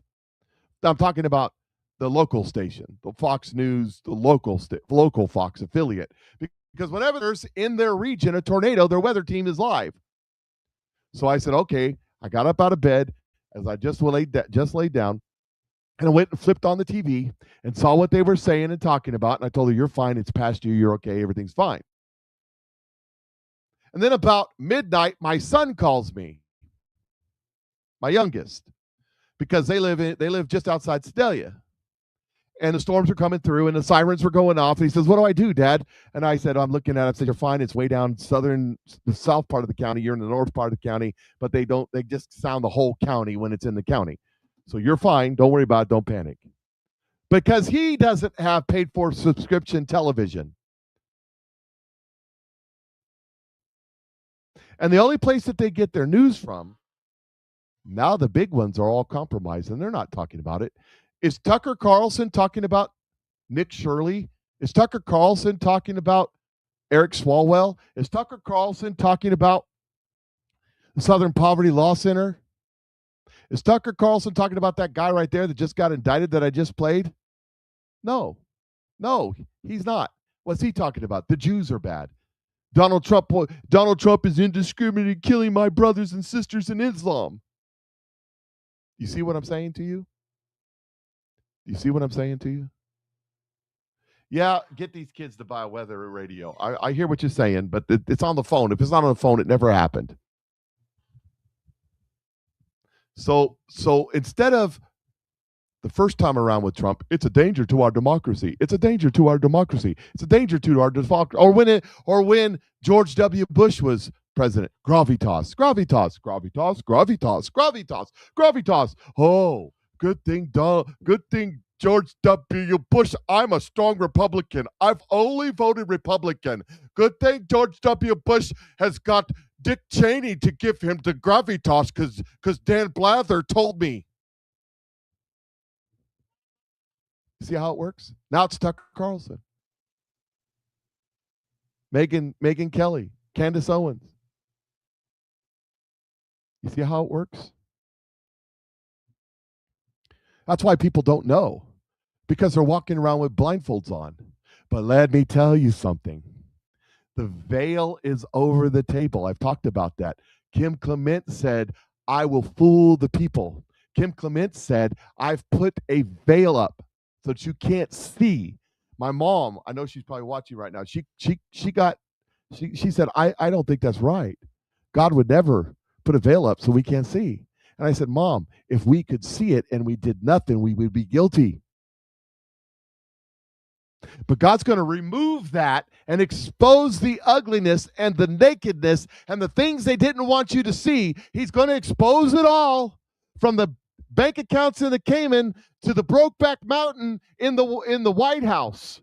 I just said that. Benghazi too. I left out Stu Peters. I'm sorry.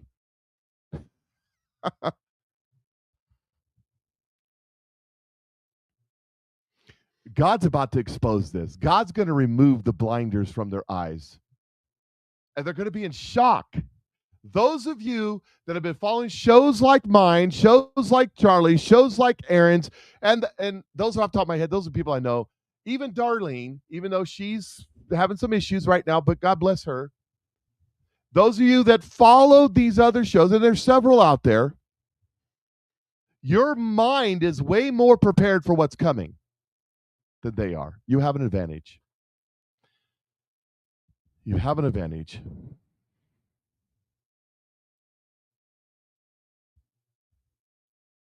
And I need to get on with the program here because I'm running out of time. Just think about this for a second. And I'll go a little bit longer if I have to because there's some things I want to get in. No show after the show today. It's Friday. I got to go take care of some stuff. It's Friday. It's payday. I got to go grocery shopping. Woohoo! The only place to go grocery shopping in our neck of the woods is Walmart. The local grocery, there is a grocery store, but it's 3 times as much. I can't afford it. It says, well, the Obama Foundation sent money to the Tides Foundation. The Tides Foundation sent money to the Southern Poverty Law Center. The Southern Poverty Law Center sent money to the KKK. What a tangled web of treachery.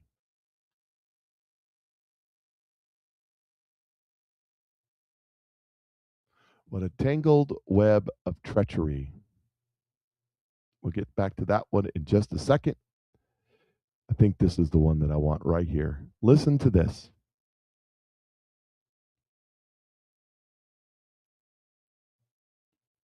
No, I don't mean bless her heart. I think she's a wonderful person. I think that she is caught up in this disinformation that's being put out there. It's hard. It's hard. That's why I tell you guys don't do it because I'm anointed by God. Like Donald Trump is anointed by God to do what he's doing. I'm anointed by God to do what I'm doing. I have protection. I don't get caught up in this where it hurts my soul. And there's still stuff that I just pass on because I don't want to deal with that. That's too dark.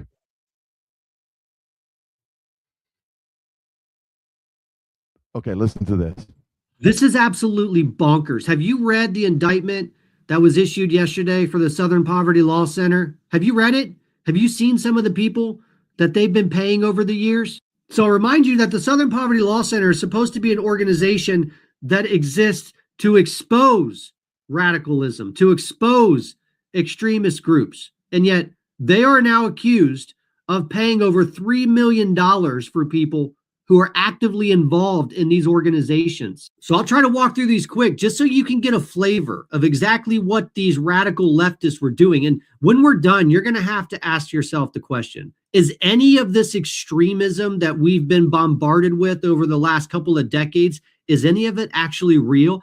Because they were paying a member of an online leadership chat group that planned the Charlottesville riots. That's right. One of the people that they were paying $270,000 was an organizer of the Charlottesville rally. Do you remember Unite the Right, where they had the good people on both sides nonsense? They were paying somebody who was affiliated with a neo-Nazi organization called the National Alliance more than $1 million. And at the same time, this person was actually out committing crimes while being paid by the Southern Poverty Law Center. They were paying an imperial wizard of the United Klans of America. That's right.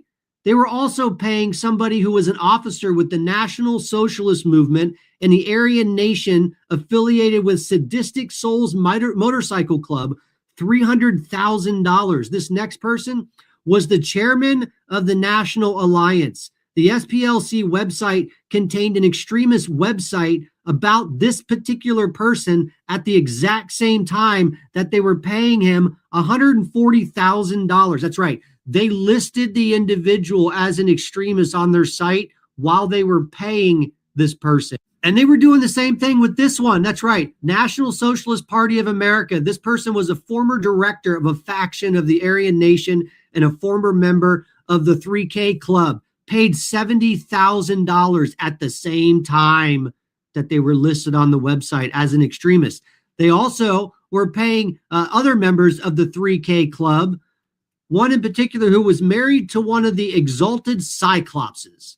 Do you remember that group of dudes that would show up everywhere wearing the face coverings and the khaki pants, and everyone thought that they were just a group of feds out stirring up trouble? Well, it's starting to look like they weren't feds after all. In fact, they were paying, the SPLC was paying a national president of American Front, somebody who was also a convicted felon. Yeah, none of this crap is real. None of what you've been experiencing in this country over the last couple of decades is real at all. And this is just the beginning. It is just the beginning. That's why I'm talking about all of these NGOs. This, ladies and gentlemen, is the standard. This is Saul Alinsky 101. The standard operating procedure. Blame your enemy for what you are doing. Let's think about that for a minute. That's exactly where they are. Here's Dan Bongino a little bit more after the Southern Poverty Law Center comes out, and listen to what he says real closely. I warned you yesterday on the show that the reason FBI Director Patel was a target of a ridiculous story, they couldn't get him up, we needed breaching tools or whatever. Once you see this op, the Doomer op, you can never unsee it. Department of Justice, so it's happening now. Justice Department announced an indictment against the Southern Poverty Law Center for secretly funneling more than $3 million in funds to members of white supremacist and extremist groups. Really? I thought they were... Now, these are allegations. Everybody's innocent until proven guilty. That is how the process works, and I mean it.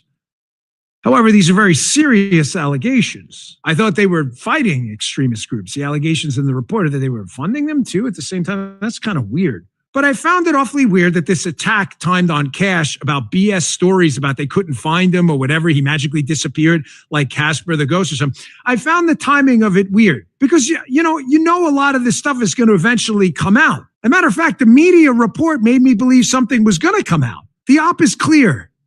The Doomers throw it out there. The liberal media picks it up. They both want Trump gone. So then I noted this on yesterday's show where I said to you, starting to make sense now? I put it out on Twitter. That didn't take long. All starting to come together. See, Dan Bond, you got to understand, this was a grand jury that set out these indictments. It was DAs and other government agents that put the indictments on the Trump, not grand juries. Stuff would have never passed a grand jury. This was a grand jury, so they had to convince a grand jury with the preponderance of evidence. Now, the standard in a jury trial is beyond a reasonable doubt. It's a higher standard. But again, this isn't about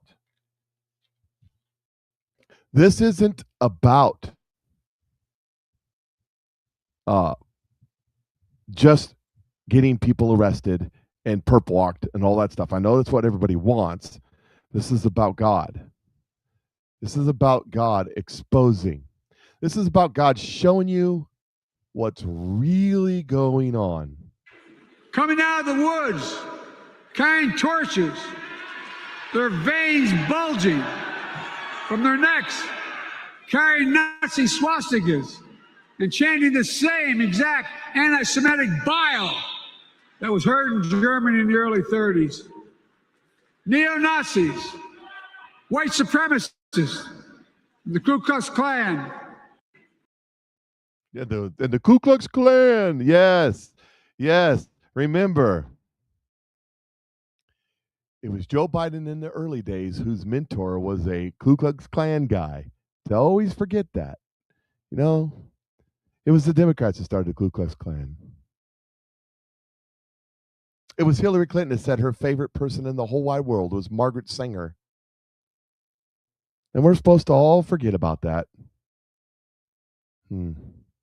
Here's Dennis Prager asking questions about what's going on with Tucker Carlson. What the hell is going on with Tucker Carlson? And the reason why I ask that is not because I have some sort of animosity towards him. I don't. I've been a fan. But now he's talking about how he's sorry he misled people. Seriously. This is the guy that was calling out the election of 2020. This is the guy that sat on Fox News every night, and it was must-see television. The last time I talked about him, I got flooded with emails and from all sorts of contact from people saying, I'm with you. We used to watch this guy every night. This is the same guy that was basically campaigning for President Trump and met with him at Bedminster in New Jersey and looked like he was all for Trump and let's go, man. This is going to be so much better than Biden. He's now like going even further than he's gone recently.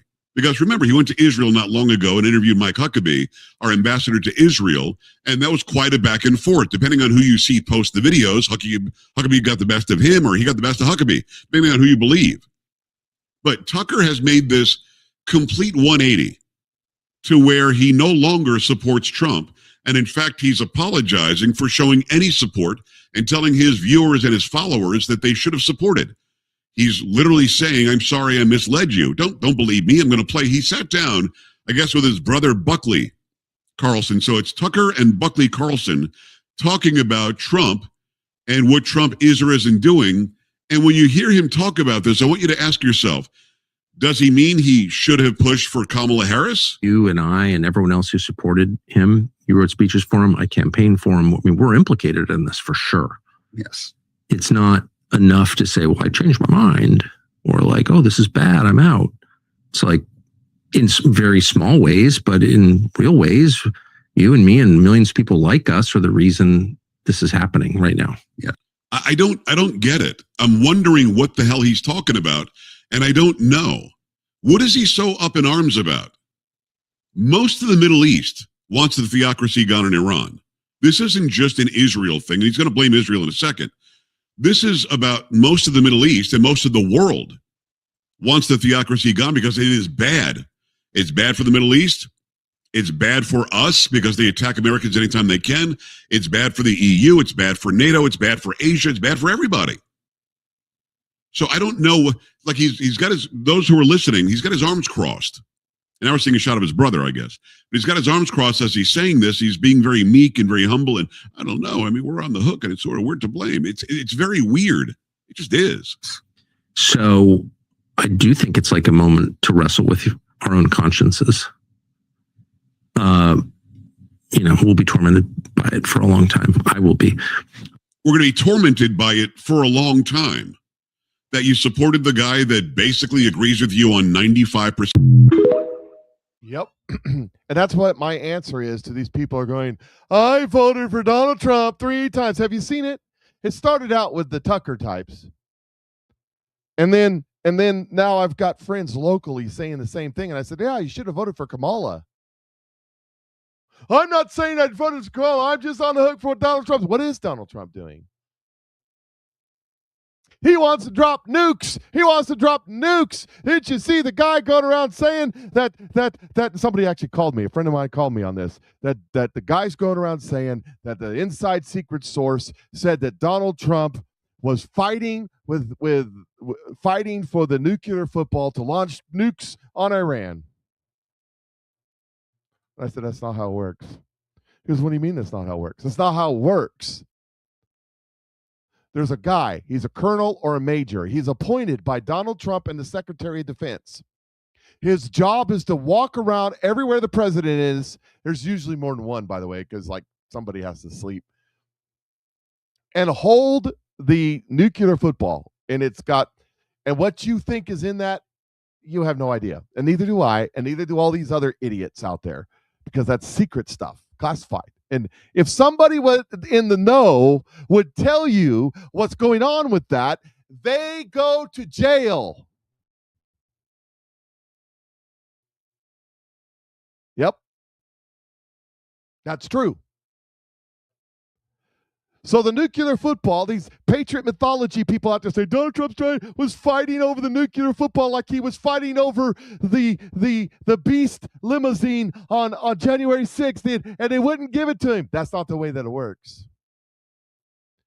The single arbiter for nuclear retaliation or nuclear launch in the United States of America, no one has the authority to launch nuclear weapons.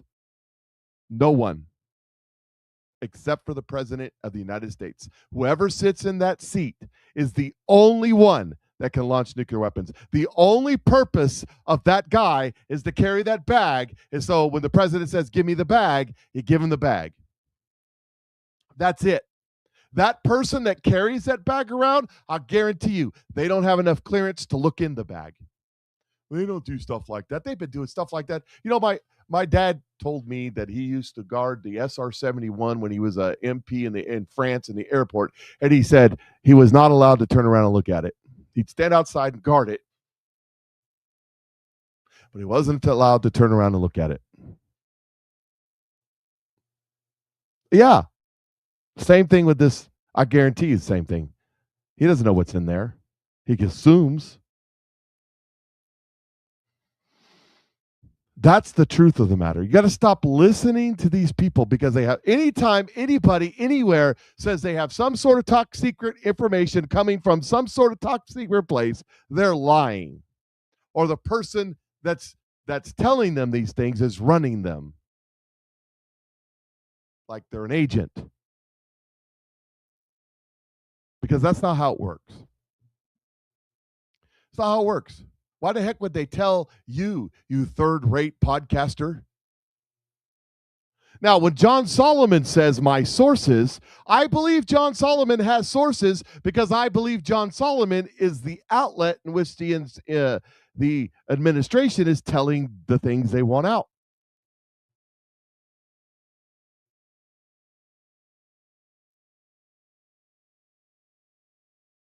I pray this morning that people's eyes will be open and they know that they have been deceived. Yep. Here's Megyn Kelly. This right here is a masterpiece of psychological BS. This is the most narcissistic psychological crap that I've seen come out lately from any of these people. Listen to this. Like his personality. Yeah. But then the other truth of it is there are aspects of his personality which are obviously not good and that we've mostly just chosen to overlook. You know, he's not a moral man. He's obviously not the greatest husband in the world. And he's extremely petty and thin-skinned, extremely petty and thin-skinned. No, you're extremely petty and thin-skinned. And let's ask his wife what kind of husband he is. You're projecting yourself on him, but let's continue. Greatest husband in the world. And he's extremely petty and thin-skinned, extremely petty and thin-skinned. And what we're seeing right now is he's turning on his most loyal supporters because they don't support this war and getting in bed with people who fucking hate him and have hated him from the beginning and were the original Never Trumpers, as though that's what MAGA is. That's what his course. Okay, I got to stop right there. Megyn, you are the one that effing hates him. You are the one who didn't like him from the beginning. You were never Trumper from the beginning. You're a never Trumper now. You used to proclaim yourself as a never Trumper. You were the one that asked the question, the gotcha question. You thought he had him. You were going to ruin his career. You were the one. You were the one that asked the question about women.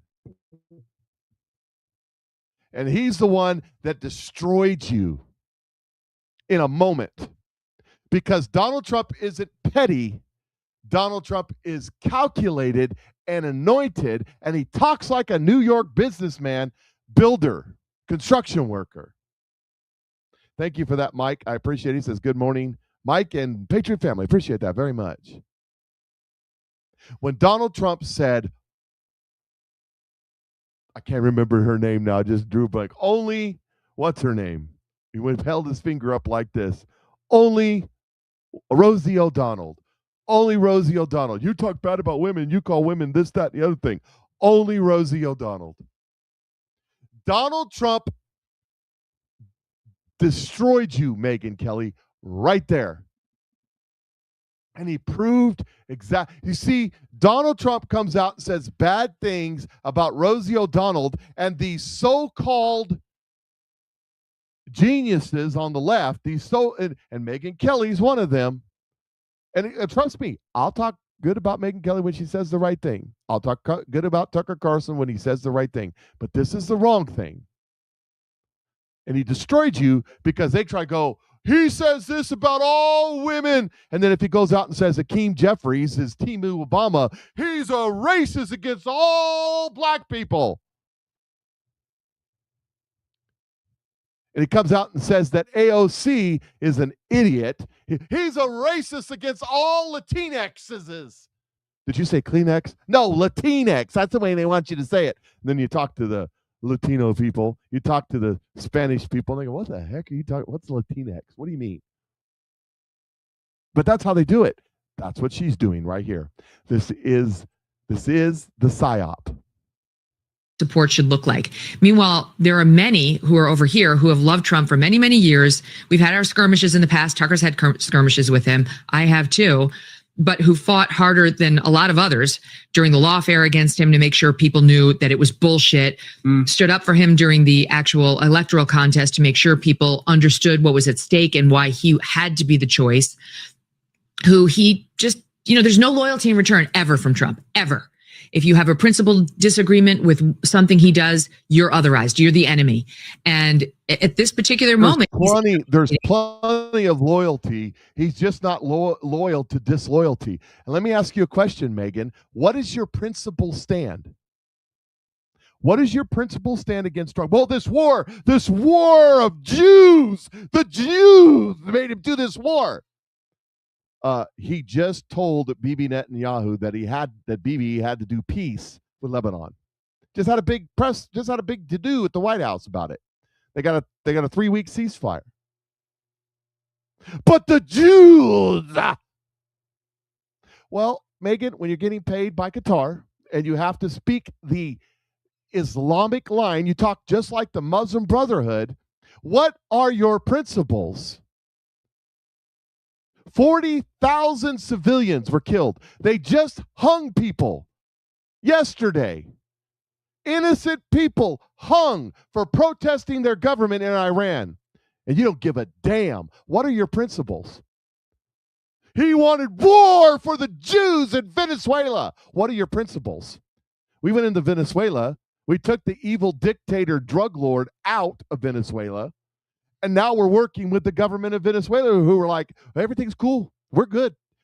We're fine. Mr. President, you don't need to send another helicopter. We're good. And now he's getting ready to straighten out Cuba. Oh my God, he wants to go to war with Cuba. He's going to draft all our daughters and sons and send them to Cuba and we're all going to die. Same story. What are your principles, Megyn Kelly? Because I don't think you have any. By virtue of the fact that you were never Trumper, now you're a never Trumper, and in between you pretended to be a Trumper so that you could get an audience from the MAGA folks, which you purport to say that Donald Trump is losing. But CNN, the right-wing rag CNN is reporting that 100% of the people that were with Trump from the beginning are still with Trump.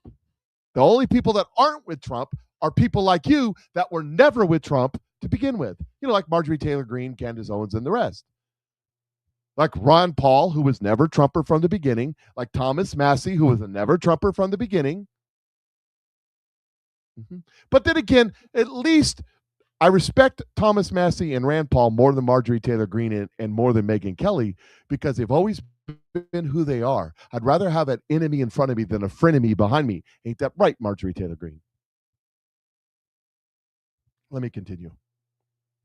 So many of his core supporters, biggest believers and boosters, and running to people who have not been able to stand him for 10 years, like a Mark Levin or a Ben Shapiro, who actively was against Trump. He was a total DeSantis guy. He only went on board with Trump when DeSantis was, of course, toast, and he had no choice. Let me explain that, especially the Mark Levin one. DeSantis was running against him for president. So, all's fair in love and war. But let me explain the Mark Levin one. Mark Levin was a never Trumper at the beginning. He didn't like Trump. Didn't understand Trump, didn't speak Trump's language. Trump wasn't part of his kind of guy. But after Donald Trump won and started doing Trumpism, Mark Levin came around. He did a show where he apologized, had Trump on, apologized to his face, said, I didn't think that you were going to do a good job, but here you are doing it. And he hasn't wavered from that. But the reason she brings him up, because he's an evil, disgusting Jew. Oh. But when your handlers are paying you from Qatar, you get what you get, and you don't throw a fit. And here's another thing. I probably should go watch this because I'm curious of what he says. Because he's trying to work out his faith. She is not. To save his audience and get on board with the Republican nominee, whatever. It is what it is. It is what it is. But there's still, in my view, a lot to like about Trump. It's just some of those darker demons are much more in the front view right now because he's like a cornered animal. He's got no support in this Iran war. He can't bring it to an end. These are tough motherfuckers who are not doing what we want them to and coming to the negotiating table and giving us what we want so we can get out and just declare it a win. He sees his poll numbers are now, his latest poll approval on Iran was 30%. I mean, his job approval in like the last 5 polls has been in the low 30s. So his legacy's on the line, and you can tell, he can tell. So he's acting out in a very, very bad way. And my prayer every night, Russell, is that he will get back on track. He will reconnect with what, the agenda that we put him in office to enact.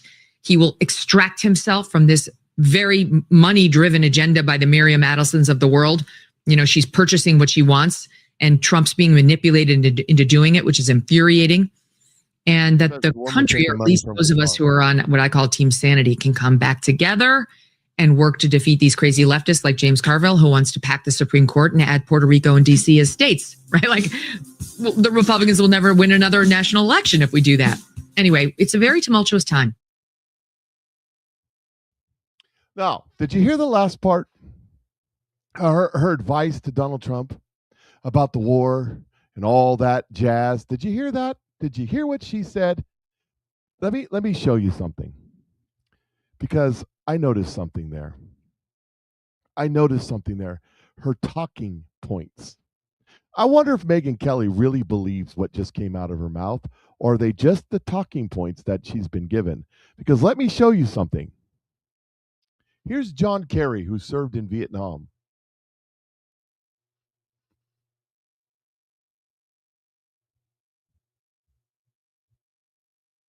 If I were President Trump, I'd be really concerned that he started out against foreign wars and for lowering the cost of living for average citizens in America, and the exact opposite has happened. Given the role that you did play in this and dealing with the Iranians, what advice would you give to either the president or his team that is on the ground, sitting across from them if these talks happen again and trying to get a deal with them? Don't play games. Just be very direct and very clear about what the needs of the nation and the world are, that we all expect.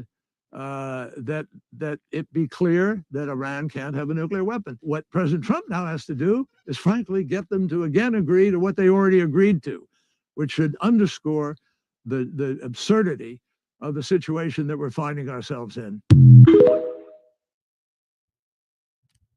See what Megyn Kelly said? You see what he said? Donald Trump needs to go back to the negotiating table and do the negotiating we did before that basically gave them nuclear weapons. You know, maybe Donald Trump should fly in millions of dollars on in pallets of cash. Donald Trump needs to go back to the rules-based world economic system and negotiate with Iran in good faith based upon that system, not bring down the entire system. Iran right now, they're done. They're cooked. They got nothing. They got nothing. They don't even know who's in charge. They've got different fractions saying different things. That's the reason why, at the request of Pakistan, he's given them a few more days to figure it out. That's what's going on for real.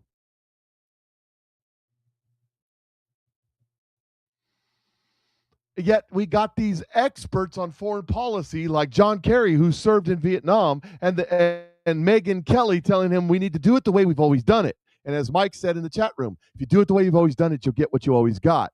No, he's got them by the gonads right now. They ain't got nothing. They ain't got nothing. No leg to stand on, nothing. That's just the reality of it. And it doesn't matter how much you want this to work out a different way, or how you want it to be, or how you feel about it. It doesn't matter. The truth is the truth. I mean, if Megyn Kelly had her way and John Kerry had his way, we would be negotiating with the Supreme Leader, and we'd be going, oh, please, Mr. Supreme Leader, please don't hit us with any nukes. And you be nice and let the inspectors in. If you just be nice, if we'll give you more money, if you just be nice. Instead, we're not negotiating with the Supreme Leader because he's dead. We're not negotiating with anybody in his cabinet because they're all dead. We're not negotiating with the top generals because they're all dead. We're negotiating with the trash truck driver and the maid that cleans up. And they're vying amongst themselves for power. And you know what? Donald Trump doesn't care. It can take as long as it takes. Because if they don't follow through, he'll just kill them too. And then we'll negotiate with somebody else till we get to the person that will negotiate in good faith. Speaking of, here's Ilhan Omar next up to bat. Not to reporters, not to the Minnesota House Committee on Fraud Prevention. You've got the issue of her family estate. Disclosures show she and her husband, Tim Minette, went from debt to anywhere between $6 and $30 million in 2024. A few weeks ago, a new disclosure was filed stating their combined assets were between $18,000 and $95,000. Her office blamed the discrepancy as much as $29 million on an accountant who failed to subtract the liabilities of Minette's businesses.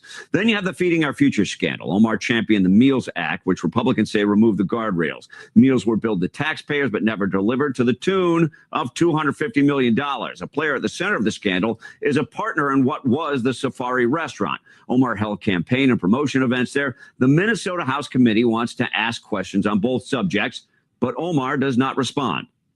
It's just another example of disrespecting Minnesotans. She thinks she can get away with things like this because she's, a powerful politician, but Minnesotans are fed up. Minnesotans in her district are fed up. They really care about how their money is spent. Robbins sent another letter to Omar's office requesting disclosures about communications with and donations from people convicting in the Feeding Our Futures program. Reporters have tracked her down and they never get an answer. My team has reached out to Omar's office. Also no answer. The only communication we've got is that statement from her office blaming the $29 million discrepancy on the accountant. John? She seems to have a lot of problems with accountants. Mike, tell it for us. When we find out how much is in her foreign bank accounts, that's where we're really going to know the truth. And I said what I said. and I don't really care. I don't. Ilhan Omar will not be deported, and she will not self-deport. She will spend a long time in prison because she is one of the leaders and organizers of the fraud.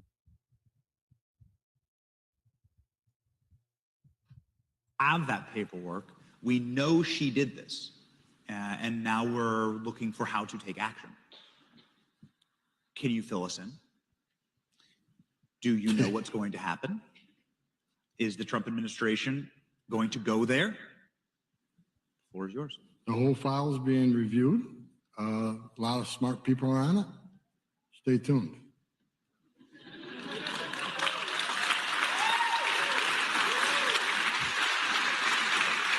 Could you color for us what of the elucidated and many crimes there are that it could be? Because I cannot get ahead. There's like a lot of potential things that could have been there. I can't get ahead of the investigation, but I know that some of this. I know people that are involved in the review, and they're really smart people, and it's in good hands. All right. It's in good hands. Okay, we got the Allstate endorsement from Tom Homan, and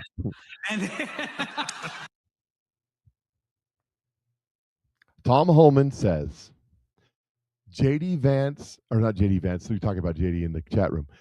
Dan Bongino says it's coming. I believe them before I believe Megyn Kelly or Tucker Carlson or anybody else that says, I have deep, dark, secret, inside sources that tell me. No, you don't. No, you don't. Here's Hakeem Jeffries as he's asked by a reporter about Ilhan Omar, and he don't want to talk about Ilhan Omar. Hi, Leader Jeffries. Good to see you. Just curious to get your thoughts on Ilhan Omar's financial disclosure. Does all of the scrutiny around that concern you at all, and does that warrant an official House ethics investigation? That issue has not been brought to my attention, but we do know that Ilhan Omar, who works hard on behalf of the people that she represents in Minnesota, is constantly under attack by right-wing conspiracy theorists. Well, what about her net worth going from 30 million to now under 100,000? Do you believe that's truly an accounting error, as she alluded to? It's not an issue that I'm familiar with. What about her winery that she is now dissolving from her financial disclosure? We're working to stop this reckless war of choice in the Middle East, get the economy back on track, win this gerrymandering war that Donald Trump started that we're going to finish. It's not an issue that I've been locked in on to date. So what do you think about Ilhan Omar, Mr. Jeffries, and her $30 million embezzlement? What do you think about that? This is not anything that I know about. I haven't discussed any of this. Ilhan Omar is my Lord and Savior and has come here to free America from the evil Christians. And it's a right-wing conspiracy theory.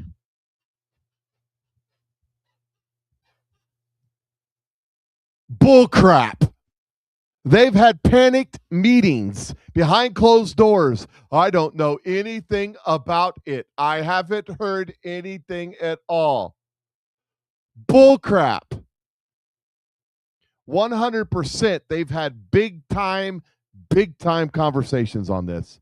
And what's going to happen, I'm telling you, TikTok, TikTok, TikTok, just like Eric Swalwell, a Democrat is going to spill the beans when they get when she becomes too much of an anchor for the party. They're going to turn on. You got to understand, the Democrats and the Republicans, if they make you, they can break you. Here is Nick Shirley up in Omar's office. Here is the Representative Ilhan Omar. Today we're here in the fraud capital of America. We're here in Capitol Hill, Washington, D.C. Here you have some of the best stock traders and top fraudsters like Ilhan Omar. Right now, we're going to give her a new hoodie. She took the last Leering Center hoodie. We have a new one asking, where did our tax dollars go? And we want to see if she'll become a member of the Anti-Fraud Taxpayer Club. Now we've made it to Ilhan Omar's office. Here is the Representative Ilhan Omar of Minnesota. There it says abolish ICE. I think we should abolish fraud here inside the United States. Let's see if they'll take the hoodie. Hello. How are you doing? Is Ilhan here by chance? No. Look at this dude. She's not. Well, we wanted to see if she'd become a member of the Anti-Fraud Taxpayer Club. We actually have a new hoodie for her right here. And we were just wondering if you could deliver this to Ilhan. Thank you so much. And tell her that we wish to abolish fraud here inside the United States as well. Will you do that? And also, I met this really cute British girl, and she wanted citizenship, and I was wondering like how that would work out. All right, they're calling security. You guys, you can go ahead and become a member of Anti-Fraud Taxpayer Club. Go to antifraudclub.com. You can even cop yourself a hoodie. And now let's leave Capitol Hill. Everybody go to antifraudclub.com. Why not, right? Hey, it's Friday. It looks like it's been a nice weekend. If you're in the area, and you want to come out, we're having our embassy banquet. It's catered by one of the great barbecue places in town. Is it Colton? No, it's not Colton. I don't remember. I'm not going to say. One of the great barbecue places in town. And come on out, 6 o'clock, the big church on Thompson Boulevard. It's a beautiful church. It really is. They just built it. They built it the last couple of years. But it's come on out and join us. It's going to be a good time. It's going to be an auction. It's going to have food. Rescue Johnson Auctions is going to be there. And it's going to be great. And I don't know what I'm very much not involved in setting it up this year like I should have been. And other stuff going on. But I will be there running the sound and being a part of it. So if you want to come on out. Tickets are $25. You can pay at the door. And we'll be glad to have you. But other than that, enjoy your weekend. And don't worry about it. Because come Monday, we'll talk about it. And I'm sure there'll be something to talk about. It's been really hard coming up with something to talk about lately. I'm just saying. Anyway, you have a great day. Patriot Mike is out.